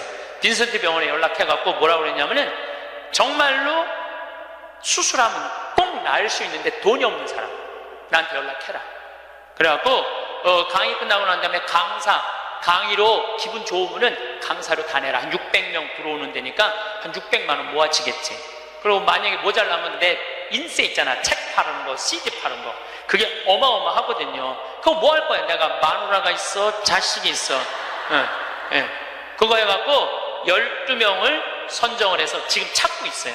그런데 내가 어린애 아이를 찾아달라고 그러니까 그 병원에서 그러는 거야. 신부님, 이제 우리나라가 시스템이 잘 돼 있어갖고 돈 없는데 심장병 어린애들은 다 고쳐준대요.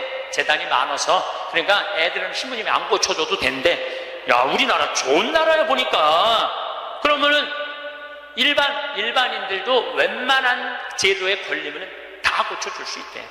근데 누가 잘 어려운 애냐면 외국인 노동자들, 그 사각지대에 있는 사람들, 그런 사람들이 정말로 수술하면 날 수 있는 사람들인데 돈이 없어서 못하는 사람이 있다는 거. 골라라. 아니, 여러분들 꼭 치유를 안수기도로 해갖고 꼭 고쳐줘야 돼? 이게 날지 안 날지도 모르는데 이걸 눌러갖고 이게 차라리 의사 손 빌려갖고 확실하게 고쳐주는 게 낫지 않아요? 그렇죠? 그래서 내년에는 제가 3월 8일부터 강의하면서 한 사람씩 고쳐주고 싶어요. 의사 손을 빌려서. 여러분들, 인생에 있어서 가장 중요한 거는 먹고 마시고 노는 일이에요. 만약에 여러분들이 먹지도 않고 마시지도 않고 놀지도 않으신다면 여러분들은 헛사는 거예요. 먹고 마시고 놀아야지 인생을 제대로 사는 거예요. 이거는 예수님도 그러셨고 소크라테스도 그랬고 공자님도 그랬고 부처님도 그랬어요. 다. 근데 이분들은 1억 모은다고 먹지도 마시지도 놀지도 않은 거야. 근데 앞으로도 못 쓰는 거예요. 그럼 이분들은 가슴에 피멍이 드는 거예요. 그리고 이분들 뭐라고 그럴까? 내가 성당 나갔더니 사기꾼밖에 없더라. 믿을 놈 한 놈도 없더라. 하느님이 있긴 어디 있느냐. 그리고 냉담할 거야. 하느님 버리고 돈 버리고 자기 마음 버리는 거죠. 그리고 하느님이 언제 15% 이자 주는데 투자라고 그랬어? 왜 하느님 탓을 해? 자기가 잘못하고. 이게 이 사람이 왜 이런 일을 벌였을까요? 욕심 때문에 그래요. 욕심. 여러분들이 인생에 있어서 넘어질 때 언제 넘어지는 줄 알아요? 욕심 때문에 넘어지는 거예요. 최순실이 왜 넘어졌는 줄 알아요? 욕심 때문에 넘어진 거예요. 욕심 때문에. 그냥 대통령 옆에 친한 위로자로 남았으면 아름다운 사람으로 끝났을 거야. 그런데 이게 옆에 대통령 친구라고 친하다고 대통령이 믿는다고 그걸 갖고 욕심을 부리고 온 나라를 말아먹었으니까 이 사람은 용서하기가 쉽지 않은 거예요. 욕심이 우리 인생을 망가뜨리는 거예요. 욕심이. 저는 그 신학교 있을 때 너무너무 배가 고프더라고. 1학년 때 우리는 간식이 없었어요. 아침 점심 저녁만 먹으면 땡이야. 근데 뭐 우리 선배 신부님들 지금 70, 80 되신 신부님들은 그 정말로 똥구멍이 찢어지게 가난할 때 신학교 생활했을 때 먹을 게 너무 없어갖고 도토리 막 먹고 그랬대요. 도토리를 먹으면 이게 얼마나 이게 똥이 나오는 게 아니라 돌이 나오는데 돌. 그래서 막 파냈대는 거. 똥이 안 나와갖고 파냈대는 거예요. 뭐 우리는 그 정도는 아니더라도 그래도 뭐 저녁 10시쯤 되면 배고파요. 그러니까 외출할 때 뭐를 사갖고 오느냐면은 식빵을 사갖고 와요. 배고플 때 먹으려고 식빵을. 그리고 이제 또 바깥에다 놓으면 얘네들이 왔다 갔다 다 먹어버리잖아. 친구 신학생들이. 그래서 아주 옷장 깊숙이 감춰놔요. 혼자 먹으려고 옷장 깊숙이 감춰놔. 그런데 신학교 생활이 얼마나 바빠요. 이리 뛰고 저리 뛰다 보면은 주일날 사놓는데 수요일날 배고플 때 생각이 나는 거야. 식빵 사다 놓은 게 생각이 나는 거야. 아, 식빵 사다 놨지? 그래갖고 이제 옷장을 딱 열어보면 식빵이 곰팡이가 들어있는 거예요. 너도 못 먹고 나도 못 먹는 거예요. 그래서 제가 생각을 했어요. 아니, 예수님은 당신의 살도 나눠주는 판국인데 내가 그놈의 식빵 혼자 먹겠다고 혼자 옷장에다 깊숙이 감춰놨다가 곰팡이 들어서 썩어버리는 그게 너무너무 내가 한심하더라고요. 그래서 이제 외출해갖고 식빵을 사갖고 오면 친한 친구들을 불러요. 신학생들을. 그래갖고 친구들하고 나눠주는 거 식빵. 너 3장, 너 3장, 나 3장, 나 4장 이렇게 해갖고 이렇게 서로 나눠 먹어. 나눠 먹고 나면은 그 친구들이 외출하고 돌아오잖아요. 외출하고 돌아오면은 자기네들이 먹을 거 사면 다 불러요. 나한테 식빵 얻어먹은 애들은. 그래갖고 또 나눠 먹어. 그래서 신학교 내내 정말로 풍요롭게 살았어요. 넉넉하게, 행복하게. 우리가 재물을 자기를 위해서 쓰는 것도 중요하지만 남을 위해서 쓰는 것도 중요합니다. 우리 직원들이 나한테 와서 그러는 거예요. 날 혼내는 거예요. 신부님도 은퇴해서 돈이 필요하다는 거예요. 신부님도 은퇴해서 돈이 필요하다는 거예요.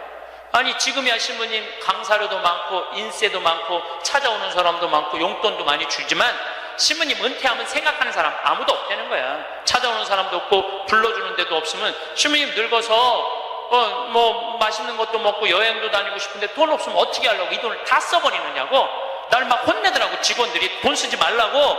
나중에 평창 은퇴하고 나면 거기서 돈 많이 행복하게 살려면은 저는요, 만약에 내가 은퇴했는데 주머니에 돈이 한 푼도 없잖아요.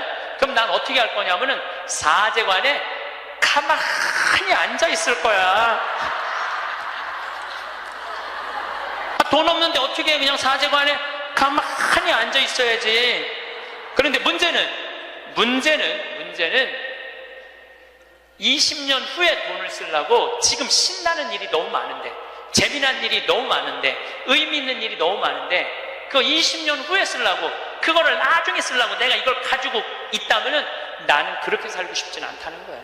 지금 먹고 마시고 쓰고 놀고 나눠줄 거 다 나눠주고 막 쓰다가 70살 돼갖고 은퇴했는데 돈이 없으면 어떻게 가만히 있으면 돼. 그걸 뭐 걱정을 하고 막 혼을 내고 그러더라고 나한테. 그리고 중요한 건 내가 은퇴할 때까지 살지 안 살지 어떻게 알아? 그렇지 않아요? 많은 경우 여러분들도 그런 분들이 있어요. 나중에 쓰려고 지금 한 푼도 안 쓰는 분들 많아. 근데 나중에 언제 어떻게 될 줄 알고 그걸 나중에 쓰려고 지금 안 써. 쓰려면 언제 써? 지금 써요. 보통 여러분들 여행을 다니면은 이 유럽 여행 한번 가면 400만 원 정도 들잖아요. 400만 원 정도 들면은 평생 한번 가는 거잖아요. 여러분들 자식이 뭐 보내주든 뭐 개를 모아고 가든. 그래갖고 이제 한 60대신 분들이 여행을 떠나. 유럽으로 로마, 파리 막 베드로 성전 가. 근데 딱 비행기에 타고 버스를 딱 타면 가이드가 이런 말을 합니다. 여러분들 이제 내리면 여기 팁이 굉장히 중요하다고. 딱 버스에서 내리면 벨보이들이 짐을, 여행용 가방을 호텔 방까지 했을 때 팁을 1달러를 주시는 게 예의라고. 또 호텔에서 나올 때 그 침실 정리하고 침대 정리하는 사람들에서 1달러 그거 주는 게 예의라고. 그럼 이때부터 머리가 복잡하기 시작을 해요. 이때부터 머리가 복잡한 거예요. 그래갖고 이제 딱 버스에서 내렸는데 가이드 말대로 막 애들이 막 와갖고 막 가방을 막 들어. 그러면은 이 60대 할머니가 한마디 해요. 이거 놔두라고. 내가 들고 간다고. 내가. 그런 게 그렇게 주는 게 아까우면은 그런 분들은 그냥 가지 말고 집에 가만히 있어. 돌아다니긴 어딜 돌아다녀. 쓸 때는 멋있게 쓰고 안 쓸 땐 안 쓰면 되는 거예요. 제가 이번에 여름에 미국을 갔다 왔어요. 근데 미국을 갔는데 나한테 정말로 잘하는 형제들이 몇 있어요. 나하고 나이대가 비슷해. 근데 니콜라스라고 나보다 한 3-4살 많은 친구가 있는데 너무너무 유쾌한 친구예요. 이 친구는 음식을 참 잘해요. 근데 식당을 하는데 우리나라 사람을 상대하는 식당이 아니고 정말 백인들, 돈 많은 사람들이 와서 먹는 식당을 운영을 해요. 그래갖고 거기다 와인도 탁탁탁 놓고 자기네들 홀에서 춤도 추고 그런 식당이야. 그런데 이제 나를 그 음식을 대접하고 싶은데 주위에서 그러는 거야. 신부님 그런데 비싼 데 가면 안 되니까 니네 집에 모시라고 그냥. 그래서 몇 년 만에 자기네 집으로 나를 초대를 했어요. 나를 호스트, 주인공으로 해서. 그래갖고 이제 한 10명 주위에 있는 그 친한 친구들 10명이 초대받아서 갔는데 자기 식당의 셰프, 주방장을 데리고 온 거예요. 근데 음식이 나오는데 정말로 맛있게 나오더라고. 정말 별로 먹어봤던 적이 없는 기가 막힌 음식들이 나와서 또 영어로 막 설명을 막 하는데 정말 맛있더라고요. 그래서 나는 딜리셔스 계속 이러면서 먹었죠. 계속 그랬는데 우리 니콜라스가 신부님 세계 모든 데 강의 다니고 많은 사람들 위로하고 그러니까 내가 오늘 특별하게 아끼는 와인을 내겠다는 거예요. 근데 와인이 나왔는데 그야말로 몇백만 원짜리 와인이 나온 거예요. 내가 가격을 여러분들 위화감 조성할까봐 말을 안 할 건데 내 생태마을 월급 한 3달치 와인이 나온 거예요. 생태마을 월급. 그 와인 기가 막혀. 1995년 보르도산. 그때 굉장히 가물었대요. 그래갖고 이 포도가 이 흙을 빨아들이는 거예요. 땅 힘을. 그 포도로 만든 와인은 가격이 아주 천양지차라는 거예요. 그거를 그냥 열 몇 명이 이렇게 나도 이제 한 잔 반 먹고 고기하고 먹는데 정말로 특별하더라. 그 비싸서가 아니라 우리 니콜라스의 마음이 너무너무 특별하더라고요. 근데 그게 다 공짜 아니에요? 공짜잖아요. 근데 이제 거기 셰프가 왔다 갔다 하는데 내가 주인으로서 뭔가 좀 기분 고맙다는 표시를 해야 돼갖고 셰프를 불렀어요. 팁을 줘야 되겠다. 그래서 이제 속으로 고민을 했죠. 가슴이 심장이 쫄깃쫄깃했지. 50달러를 줄까 100달러를 줄까. 그런데 결국은 이제 50달러를 줬어요. 50달러를 딱 줬는데 너무너무 그 백인 셰프가 고맙다고 그러더라고요. 그래서 난 지금 후회돼. 왜 100달러를 못 주고 그걸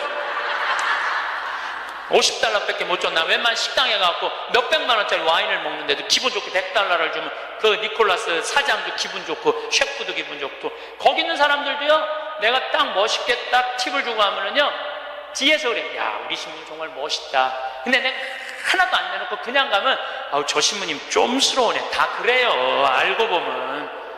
그래서 우리가 인생을 살면서 내가 가치로우려면 내가 벌은 재물을 나눌 줄도 알고 자기를 위해서 멋있게 쓸 줄도 알아야 돼. 근데 만약에 여러분들 돈이 없으면 여러분들 어떻게 하면 되냐면 집에 가만히 있으면 돼.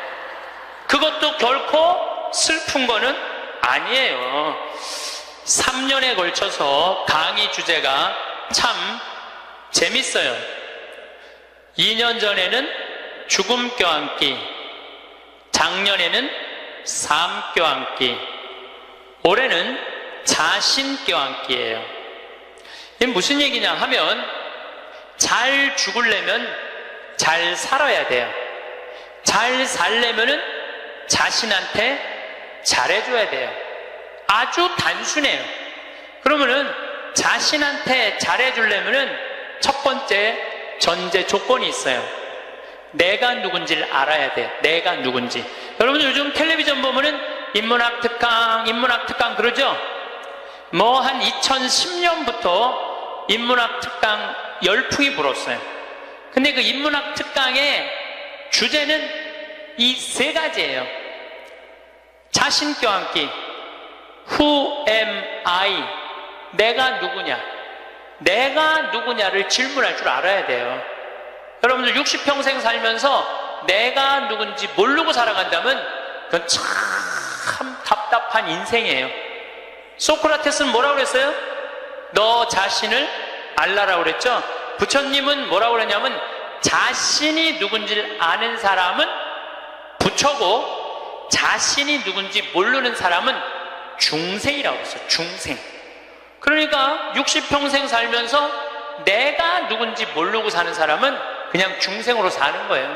껍데기로 사는 거예요. 나는 누구냐?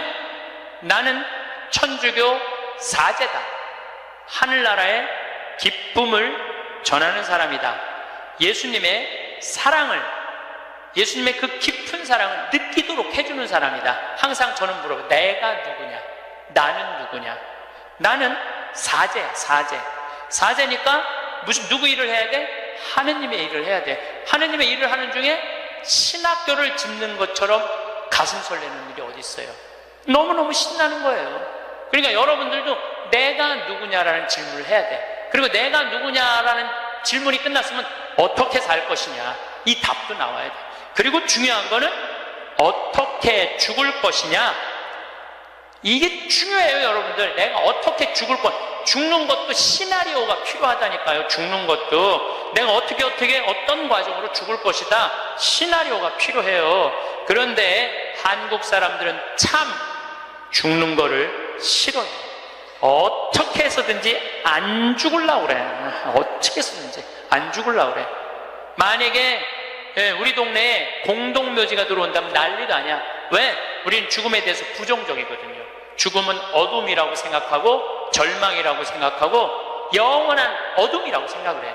그러니까 만약에 우리 동네에 공동묘지가 들어온다 그러면은 난리도 아니야. 이건 뭐 막 이 결사반대 막 그냥 어떻게 결사반대 깨물어 갖고 막 결사반 6.25는 난리도 아니야. 그러니까 우리는 삶과 죽음이 분리되어 있는 거예요. 근데 한국 사람들은 또 단일 민족이라 이상하게 죽는 날은 다른데 보고 싶은 날은, 죽은 사람 보고 싶은 날은 온 국민이 똑같은 날 보고 싶어. 4월 5일 한식날 그냥 죽은 사람 보러 다닌다고 난리도, 그 6.25는 난리도 아니야. 그것도 보면은 그냥 막히고 난리도 아니야 보면은. 왜 죽는 날은 다른데 보고 싶은 날은 같은지 몰라. 근데 우리는요 하여튼 죽음에 대해서 부정적이에요. 그런데 여러분들 죽는 거 무서워할 필요 하나 없어요. 죽기 전까지는 절대 안 죽을 것이고 죽을 때 되면 그냥 행복하게 가면 되죠. 그러니까 죽음에 대해서 두려워하지 마세요. 그래도 죽는 게 싫어. 왜 죽는 게 싫으냐 하면 사랑하는 사람과의 이별 때문에 그래요. 죽으면은 더 이상 사랑하는 남편 못 보고, 사랑하는 아내 못 보고, 사랑하는 부모님 못 보고, 자식 못 보니까. 그것도 뒤집어 보면은 또한 답답해요. 왜냐하면 살아있을 때는 소, 닭 쳐다보다가 꼭 죽고 나면 영정사진 앞에서 통곡을 하고 우는 거예요. 왜 벌써 죽느냐고. 조금만 더 살았으면 내가 잘해줬을 텐데 라고 우는 사람들이 참 많아요. 내가 본당 신부할 때 평택에 있었을 때 70 먹은 중풍 걸린 할머니가 한 분 계셨어요. 근데 이 할머니가 내가 한 달에 한 번 갈 때마다 이런 말을 해요. 신부님, 한 달에 한 번 나 찾아오는 건 신부님밖에 없다고. 아들이 하나 있는데 10년째 한 번도 안 찾아왔다는 거예요. 10년째. 네 할머니가 돌아가셨어요. 초상집에 갔는데 그 영정사진 앞에서 통곡을 하고 우는 자식이 하나 있더라고요. 10년째 한 번도 안 온 자식. 뭐라고 우느냐면은 어머니 왜 기다려주지 않고 벌써 돌아가셨느냐고. 조금만 더 기다렸으면 내가 돈 벌어서 어머니 효도할 텐데 왜 내 마음을 몰라주고 왜 기다려주지 않고 벌써 돌아가셨느냐고. 나는 어떻게 하라고 이렇게 돌아가시느냐고 울며불며 통곡을 하더라고요. 저는 그렇게 우는 자식을 이렇게 바라보면서 속으로 이런 생각이 들었어요. 너는 10년 후에 엄마가 80에 죽어도 똑같이 말할 자식이야. 10년 후에 똑같이 말할 자식이에요. 10년 후에 엄마가 80에 돌아가도 어머니 왜 기다려주지 않고 벌써 돌아가셨느냐고. 조금만 더 살았으면 내가 돈 벌어서 효도할 텐데 라고 말할 자식이에요. 혹시 여러분들 자식들 가운데 지금 손자 손녀 키운다고 먹고 살기 힘든다고 여러분들 찾아오지 않아? 그런 자식들이 이렇게 말해. 어머니 조금만 기다리세요. 내가 조금만 이 어려운 일 끝나고 나면 어머니 잘 모실 테니까 조금만 기다리세요 라고 말하는 자식이 나중에 정말로 효도할 거라고 믿고 있다면 어린 밤 푸너치도 없는 기대를 하고 있는 거예요. 지금 효도하지 않는 자식은 나중에도 효도하지 않아요. 그러니까 잘해주려면 언제 잘해줘? 지금 잘해줘요. 혹시 여러분들 남편들 가운데 술 좋아하는 남편이 있어. 근데 술 먹고 결국은 술 때문에 죽었어. 그러면은 그 남편 앞에서 이렇게 우는 자매들이 있어요.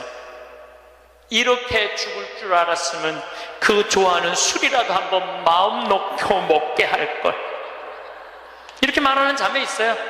내 손 붙잡고 얘기하는 자매가 몇 있었어요. 신부님, 이렇게 죽을 줄 알았으면 그렇게 구박 안 하고 술이라도 마음껏 먹게 할 걸 너무 후회된다고. 죽고 나서 후회하지 마시고 살아있을 때 잘해주세요. 어차피 먹는 술인데 마음 편안하게 한번 먹게 해주면 뭐 어디 매일 그렇게 해주라는 게 아니야. 한 번쯤은 그렇게 해주라는 거야. 홍어 삭힌 거 주문하고 목삼겹살 삶고 묵은지 해갖고 소주 5병 딱 해갖고 여보 오늘은 내가 집에서 낼게. 바깥에서 눈치 보고 그걸 그렇게 마시지 마. 그런데 남편이 세상을 떠났잖아요. 그럼 여러분들이 이렇게 말할 수 있어요. 적어도 여보 내가 마지막에 이별주 한번 근사하게 대접했지. 당신 잘 가. 이런 말 할 수 있어요. 근데 한 번도 그런 멋있는 대접을 안 한 사람은요 한이 돼요, 한이. 그러니까 잘해주려면 언제 잘해줘? 지금 잘해주세요. 혹시 여러분들도 인생을 살면서 여러분들한테 잘해준 사람들이 있을 거야. 그렇죠? 정말 은인이 있을 거야. 인생의 은인들 정말로 고맙다고 생각을 한다면 나중에 잘해주지 말고 지금 이스라엘 성지순례 티켓을 하나 끊어주든지 아니면 이미자 콘서트를 끊어주든지 하세요. 내가 마음을 표현할 때 사람이 행복한 거예요. 그래서 나중에 잘해주지 마세요. 잘해주려면 언제 잘해줘? 지금 잘해주세요. 지금. 그러니까 죽는 거 죽기 전까지는 절대 안 죽을 것이고 살아서는 열심히 사랑하고 죽어서는 천당 갈 건데 뭐가 그렇게 죽는 게 무서워? 안 죽으려고 용을 써요. 여러분들 오래 사는 게 좋아요? 막 80살에서부터 100살까지 누워서 똥 좀 싸가면서 벽에 똥칠해가면서 오래 사는 게 좋아요? 네가 누군지 내가 누군지도 모르면서 자식들을 서로 네가 모실 거냐 내가 모실 거냐 하면서 원수 만들어가면서 오래 사는 게 좋아요? 나는 오래 사는 건 좋은 게 아니에요. 오래 사는 거는 그냥 사는 날까지 즐겁게 사는 게 중요한 거야. 그냥 사는 날 매일매일 즐겁게 사는 게 제일 중요해. 먹고 마시고 노는 일이 참 중요한 거예요. 그래서 여행도 다니고 피정도 이렇게 다니고 친구들하고 단풍 구경도 가고 돌아다닐 수 있을 때까지 돌아다니다가 86살에 그냥 주무시다가 죽어. 그냥 100살까지 건강하시면 안 죽어도 돼요. 그런데 돈 쓰는 거 아까워갖고 돈 쓰는 거 무서워갖고 쓰지도 못하고 뒷방에 쭈그리고 앉아서 그러면 어떻게 되는 줄 아세요? 다리에 힘 풀리면 누워서 똥오줌 싸요. 너도 피해주고 나도 피해주는 거야. 그런 사람들이 힘든 거예요. 그냥 건강하게 움직이는 사람은 사는 날까지 건강하게 살 수 있어요. 행복하게 살 수 있어요. 그렇게 살으라는 거예요. 저는 여러분들이 사는 날까지 즐겁게 살기를 바라는 거예요. 사는 날까지. 저는 6년 전에 위암 수술을 했어요. 위를 3분의 2를 잘라냈어요. 근데 제가 6년 전 4월 6일 날 수술을 했는데 2월 달에 진단을 받았어요. 2월 달에 진단을 받았는데 내가 수녀님한테 그랬어요. 수술 날짜가 언제냐? 4월 6일이라고. 내가 4월 3일까지 사순 특강 잡아놓은 스케줄이 있으니까 4월 3일까지 강의를 하겠다. 그리고 4월 3일 날 병원에 들어가겠다. 수술하고 3일 지나고 나서 조치를 별로 취하는 게 없더라고. 요즘은 더 이상 조치 취할 거 있느냐? 없대. 난 퇴원해야 되겠다. 수술 강의가 많아서. 그게 나갔어요. 근데 수녀님이 또 전화 왔어. 신부님, 죽는 거 무섭지 않냐는 거예요. 죽는 거. 난들 왜 죽는 게 안 무서웠겠어? 이렇게 멀쩡하게 강의하고 저녁에 사제관에 가갖고는 누워서 죽으면 어떻게 하나 고민했죠. 근데 내가 46 인생을 돌아보니까 50개 나라를 다녔어요. 하고 싶은 대로 다 하고 산 거예요. 그리고 2개 본당 신부, 평택 비전동, 경기도 광주 능평 본당 신부 하면서 교우들 원 없이 사랑했고 사랑받았고 또 평창에 들어와서 생태마을 꾸며서 수많은 정말 외롭고 힘든 사람들 와서 행복 느끼고 삶이 변하고 우리나라 교우들만 전 세계에 있는 우리 교우들도 많이 오고 우리 천주교 신자 많아 개신교, 불교, 비신자들도 많이 와서 행복을 느끼고 이러면 됐지. 그냥 떠나도 되겠더라고요. 딱 마음에 하나 걸리는 게 있었어요. 부모님 앞서가는 거. 불효 중에 최고의 불효는 뭐예요? 부모님 앞서는 거예요. 나는 우리 어머니 아버지가 너무 오래 살아. 죽고 싶어도 부모 때문에 못 죽어. 죽고 싶어도 부모 때문에 못 죽어요. 그래서 전 수술할 때까지 집에 안 알렸어요. 1달 반 동안 안 알려서 뭐 좋다고 알려. 수술할 때도 교구청의 관리국장, 우리 지금은 이제 천지남에 가셨지만 관리국장님한테 연락하고 사인하라고 했어요. 집 떠났는데 부모가 와서 사인을 해. 나이가 어려? 뭐가 어려? 그래갖고 교구청에서 사인하고 수술하고 수술 끝나고 내 얘기 다른 사람한테 들을까봐 그때 말씀드렸어요. 부모님 외에는 언제든지 떠날 수 있어요. 여러분들도 떠날 준비를 하셔야 돼요. 그래서 여러분들 제가 요즘 이 강의 때문에 자료를 좀 보니까 참 중요한 얘기. 여러분들 자식들하고 나 의식이 없으면은 어떻게 하라고 얘기해 줘야 돼. 있다가 죽었어. 그러면 어떤 자식은 수술을 해야 된다, 어떤 자식은 그냥 놔두자 이러면서 자기네들끼리 또 싸워. 그래서 아까 말씀드렸듯이 죽음에는 시나리오가 필요해요. 내가 어떤 과정으로 죽어갈 것이냐. 그래서 여러분들 죽음의 문제만 해결되면요, 사는 문제도 그렇게 어렵지 않습니다. 우리 하느님을 믿는 사람도 참 궁금한 게 하나 있고, 하느님을 믿지 않는 사람도 참 궁금한 게 있어요. 하느님을 믿는 사람도 궁금하고 하느님을 믿지 않는 사람도 궁금한 게 뭐냐면, 정말 하느님이 계실까? 이게 참 궁금해요. 멀쩡하게 하느님 믿는 사람들 어느 날 갑자기 이런 생각이 들어요. 아니, 내가 성서 말씀대로 하느님이 시키는 대로 다 하고 살았는데, 오른뺨을 때리면 다른 뺨을 돌려대고, 속옷을 달라고 그러면 겉옷을 주고, 1000걸음을 가달라고 그러면 2000걸음을 가달라고 그랬는데, 이게 세상 논리로 맞아요? 세상 논리로 안 맞잖아요. 근데 예수님이 그렇게 하라고 그랬잖아요. 내가 손해보는 것 같으면서도 예수님이 그렇게 시키니까, 나중에 예수님이 다 보상해 주실 거니까, 그래서 참고 살았어. 그런데 어느 날 갑자기 천장을 보면서 이런 생각이 들어요. 이거 내가 헛고생하는 거 아닌가. 만약에 죽었는데 하느님이 안 계시면 어떻게? 안 계시면 어떻게? 여러분들, 아니 이렇게 열심히 참고 살았는데 하느님 안 계시면 어때? 여러분들보다도 더 억울한 사람이 있어요. 우리 신부들이에요.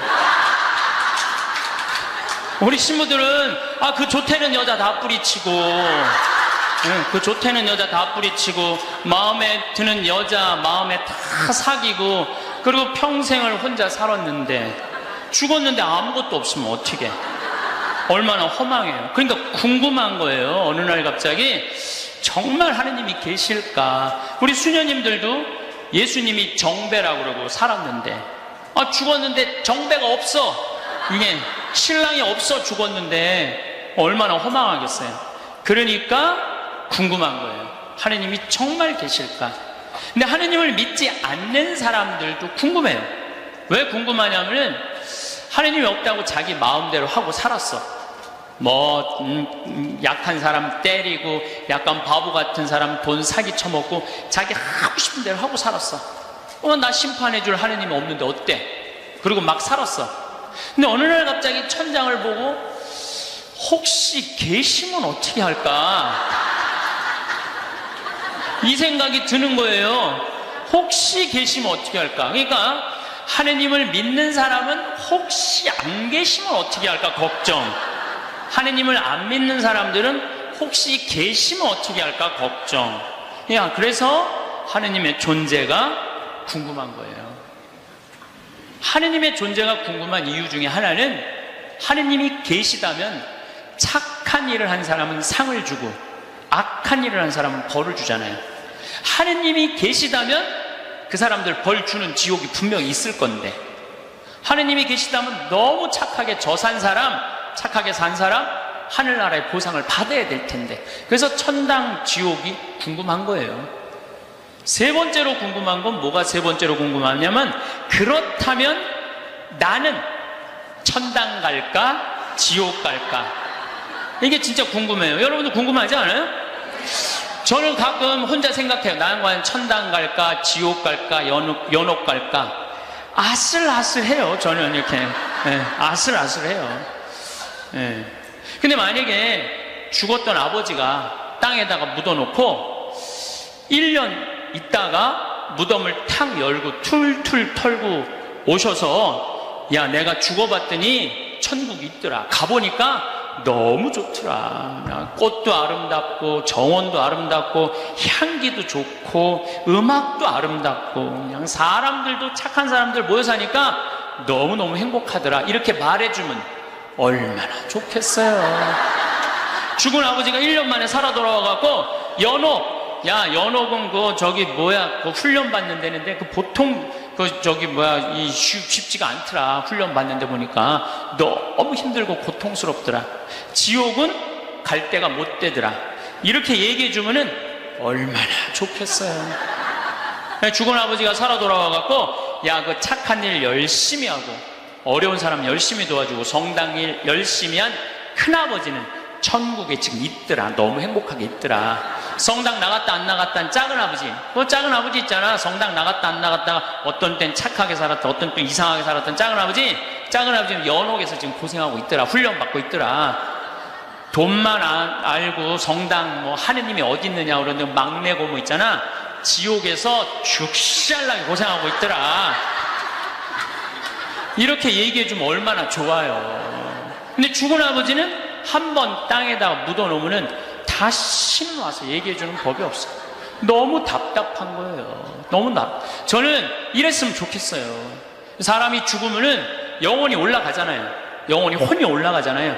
그러면은 운전면허 시험 볼 때 이렇게 합격하면 파란불 딱 뜨고 불합격하면 빨간불 딱 뜨듯이 죽을 때 혼 올라갈 때 천당 그럼 파란불 쫙 올라가고, 연옥 그러면 노란불 쫙 올라가고, 지옥 그럼 빨간불 쫙 올라가면은 내가 천당 가실 줄 알았어. 그리고 빨간불 올라가는 영혼은 지옥 갈 줄 알았어. 이렇게 얘기하면은 얼마나 속 시원하겠어요. 근데 죽은 이유는 아무도 모르는 거야. 그런데 미국 사람들은 자기네들이 죽어서 천국 간다고 믿는 비율이 80%가 넘어요. 그러니까 이 사람들은 딱 죽으면은 느낌이 파란불이 되게 떠서 가는 거야. 파란불이 80%니까. 터키는 무려 95%의 사람이 자기네들이 천당 간다고 믿는데요. 터키는. 그러니까 그 죽음에 대해서 이렇게 두려움이 없어요. 근데 한국 사람들은 죽으면 천당 간다고 믿는 비율이 49%야.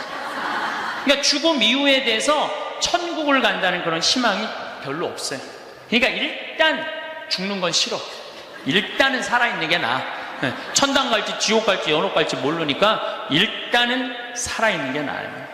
오죽하면은 저승의 정승보다 이승의 개가 낫다고 그러겠어요. 그러니까 한국 사람들은 참 죽는 거 싫어해요. 그러니까 어떻게 해서든지 살아있는 게 나아. 개똥으로 굴러 먹어도 이승이 낫다고 그럴 정도로 개똥으로 굴러 먹어도. 그러니까 죽는 거 참 싫어해요. 그래서 우리는 죽으면 무슨 월화의 공동묘지 뭐 이래갖고 뭐 무시무시한 데 간다라는 그런 의식이 있어요.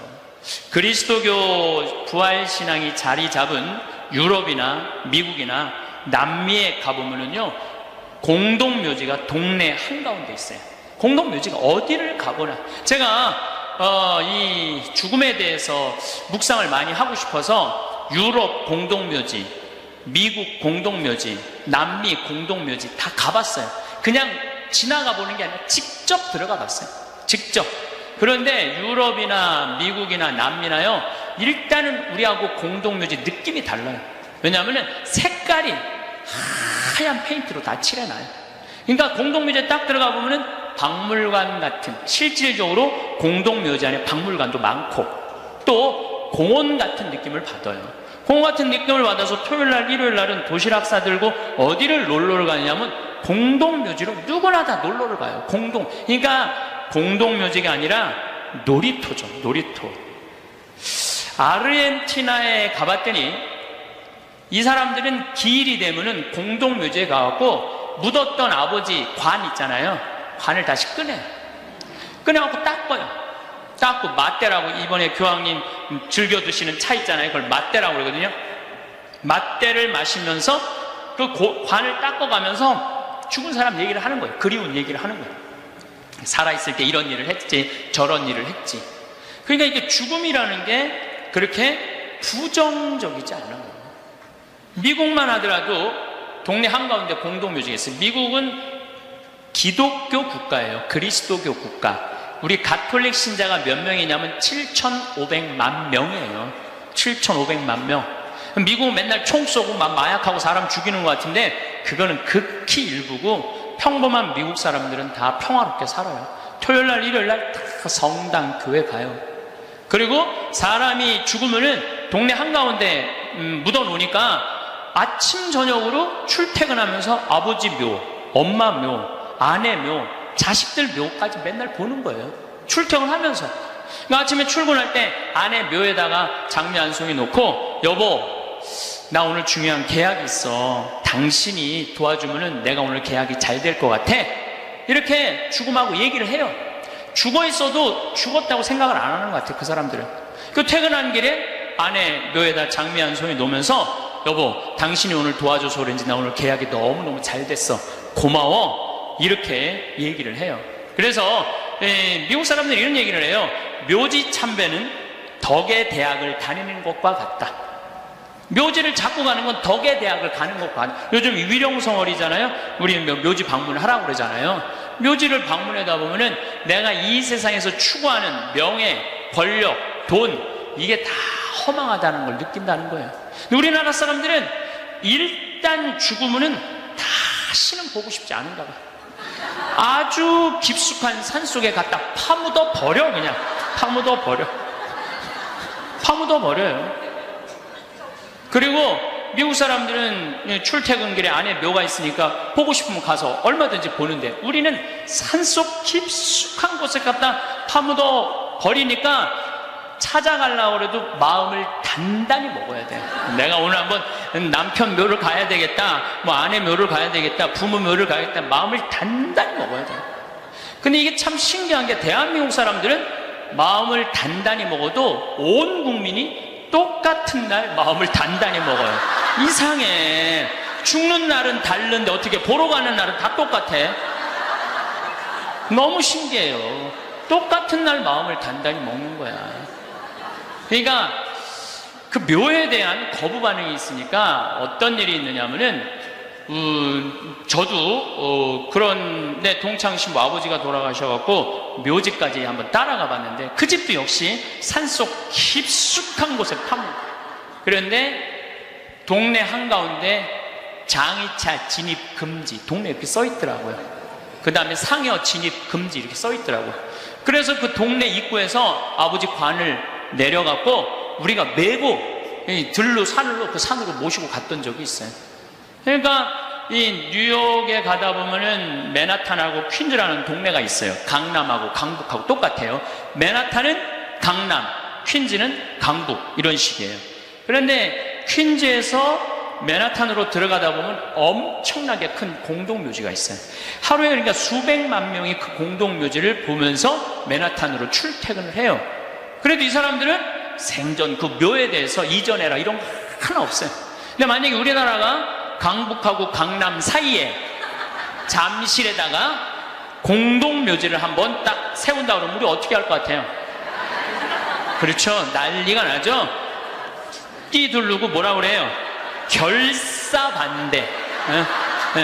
박원순 시장은 사퇴하라. 이거는 얌전한 거예요. 박원순 시장은 자폭해라.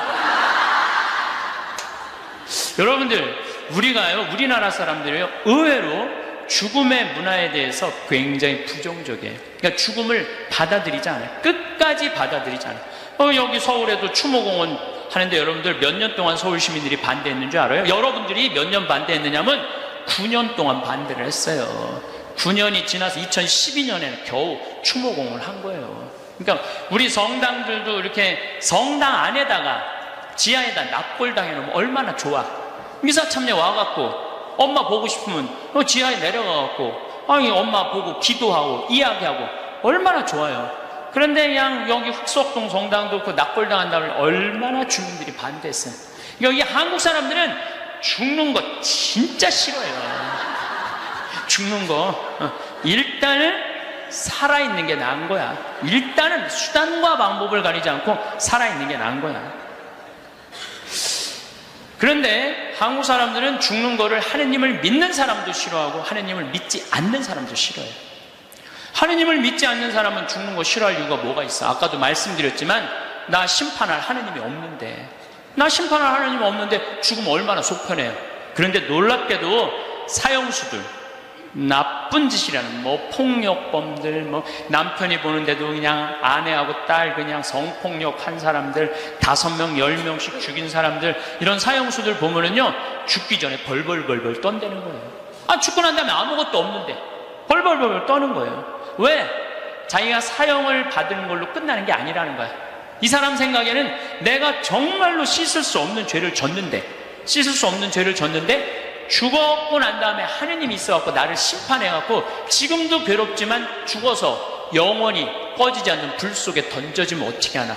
이런 두려움이 있대요. 그래서 그 사형수들을 보면 그렇게 나쁜 짓 뻔뻔하게 하다가도 죽을 때 보면 벌벌벌벌 떤다는 거예요.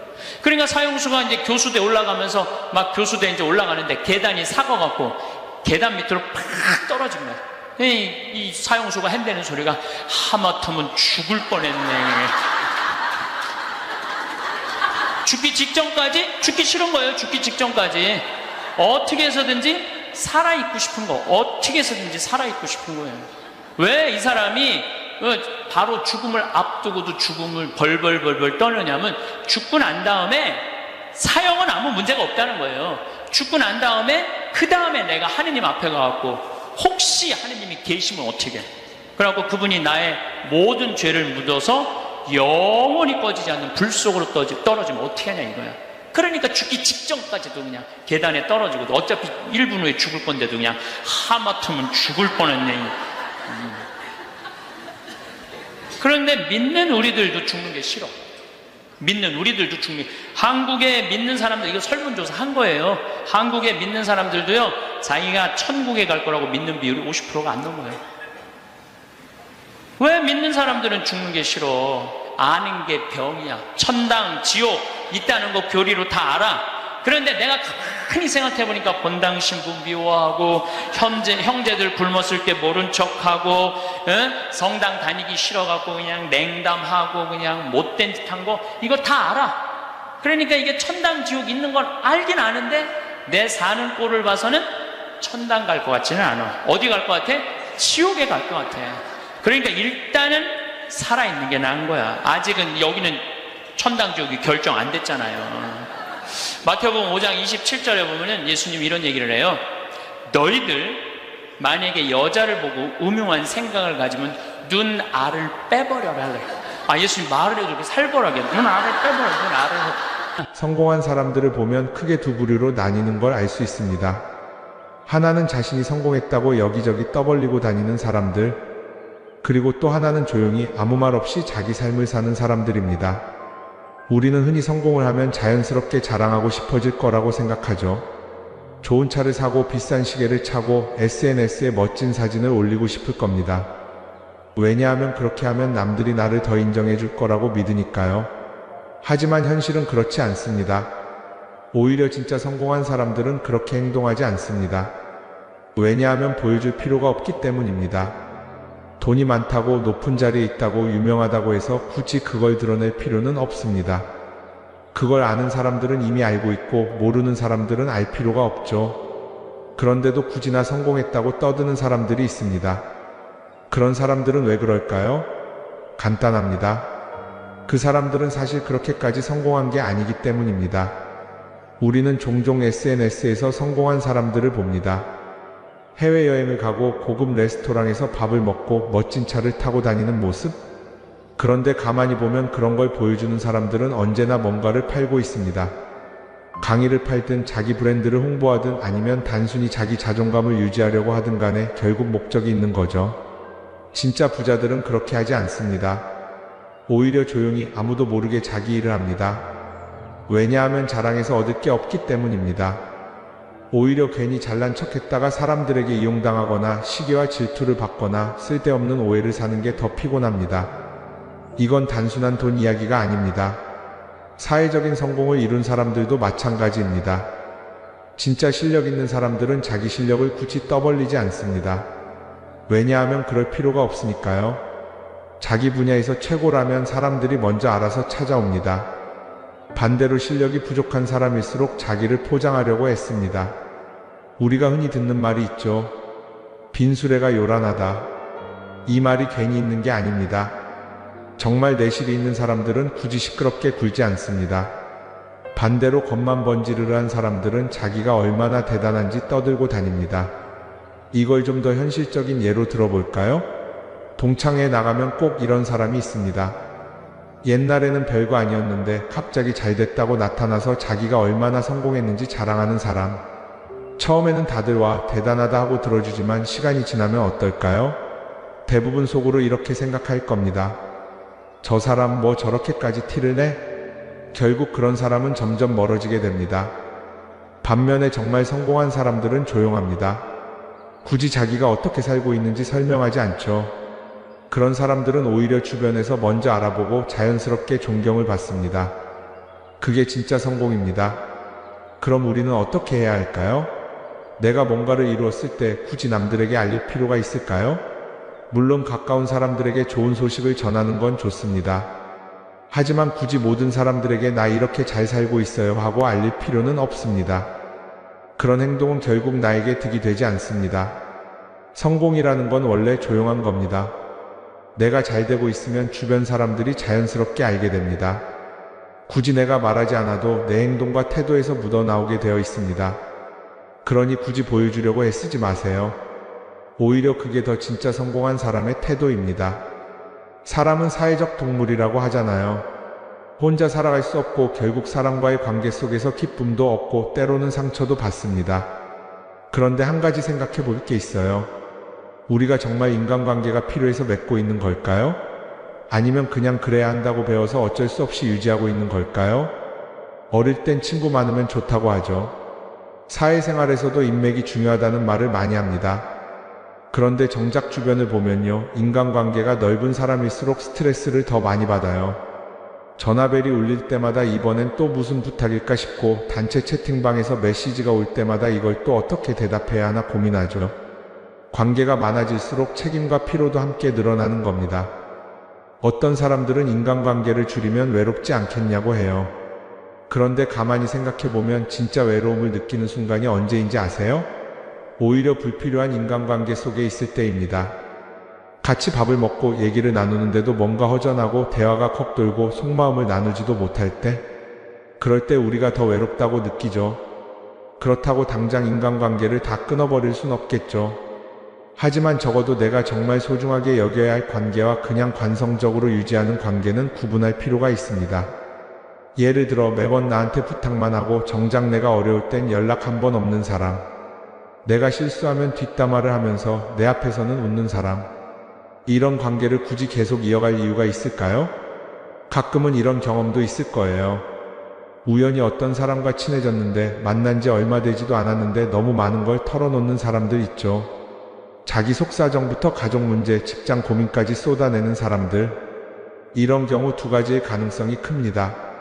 하나는 그냥 감정적으로 의존할 사람이 필요해서일 수도 있고, 또 하나는 내가 믿을 만한 사람인지 떠보는 걸 수도 있어요. 어떤 경우든 이런 관계는 오래가기 어렵습니다. 사실 친밀함이라는 건 시간이 필요한 법이에요. 적당한 거리를 두고 천천히 서로를 알아가야 하는데, 초반부터 급격하게 가까워진 관계는 쉽게 무너지는 경우가 많습니다. 처음엔 친하다고 생각했는데 어느 순간 사소한 일로 틀어지고 결국 남보다 못한 사이가 되는 거죠. 그러면 인간관계를 어떻게 해야 할까요? 답은 간단합니다. 억지로 맺지 말고 굳이 유지하려고도 하지 않는 거예요. 내가 편한 관계라면 자연스럽게 이어질 것이고, 그렇지 않다면 서서히 멀어질 겁니다. 그리고 그걸 억지로 붙잡지 않아도 괜찮습니다. 관계를 유지하는 데 에너지를 쓰기보다는 정말 소중한 관계에 집중하는 게 더 낫지 않을까요? 어떤 사람은 내가 인간관계를 줄이면 나중에 나 혼자 남는 거 아니냐 걱정하기도 해요. 그런데 생각해보면요, 진짜 나를 위하는 사람은 많지 않아요. 인간관계를 줄인다고 해서 완전히 혼자가 되는 게 아닙니다. 오히려 불필요한 관계를 정리하고 나면 남아있는 관계들이 더 단단해지고 가치 있게 느껴질 겁니다. 예전엔 인맥이 자산이라는 말을 많이 했어요. 그런데 요즘은 꼭 그렇지도 않죠. 오히려 불필요한 인간관계가 많으면 그게 짐이 될 수도 있어요. 적당한 거리, 적당한 선. 이걸 잘 지키는 게 결국엔 가장 편한 인간관계를 유지하는 방법 아닐까요? 한번 곰곰이 생각해 보세요.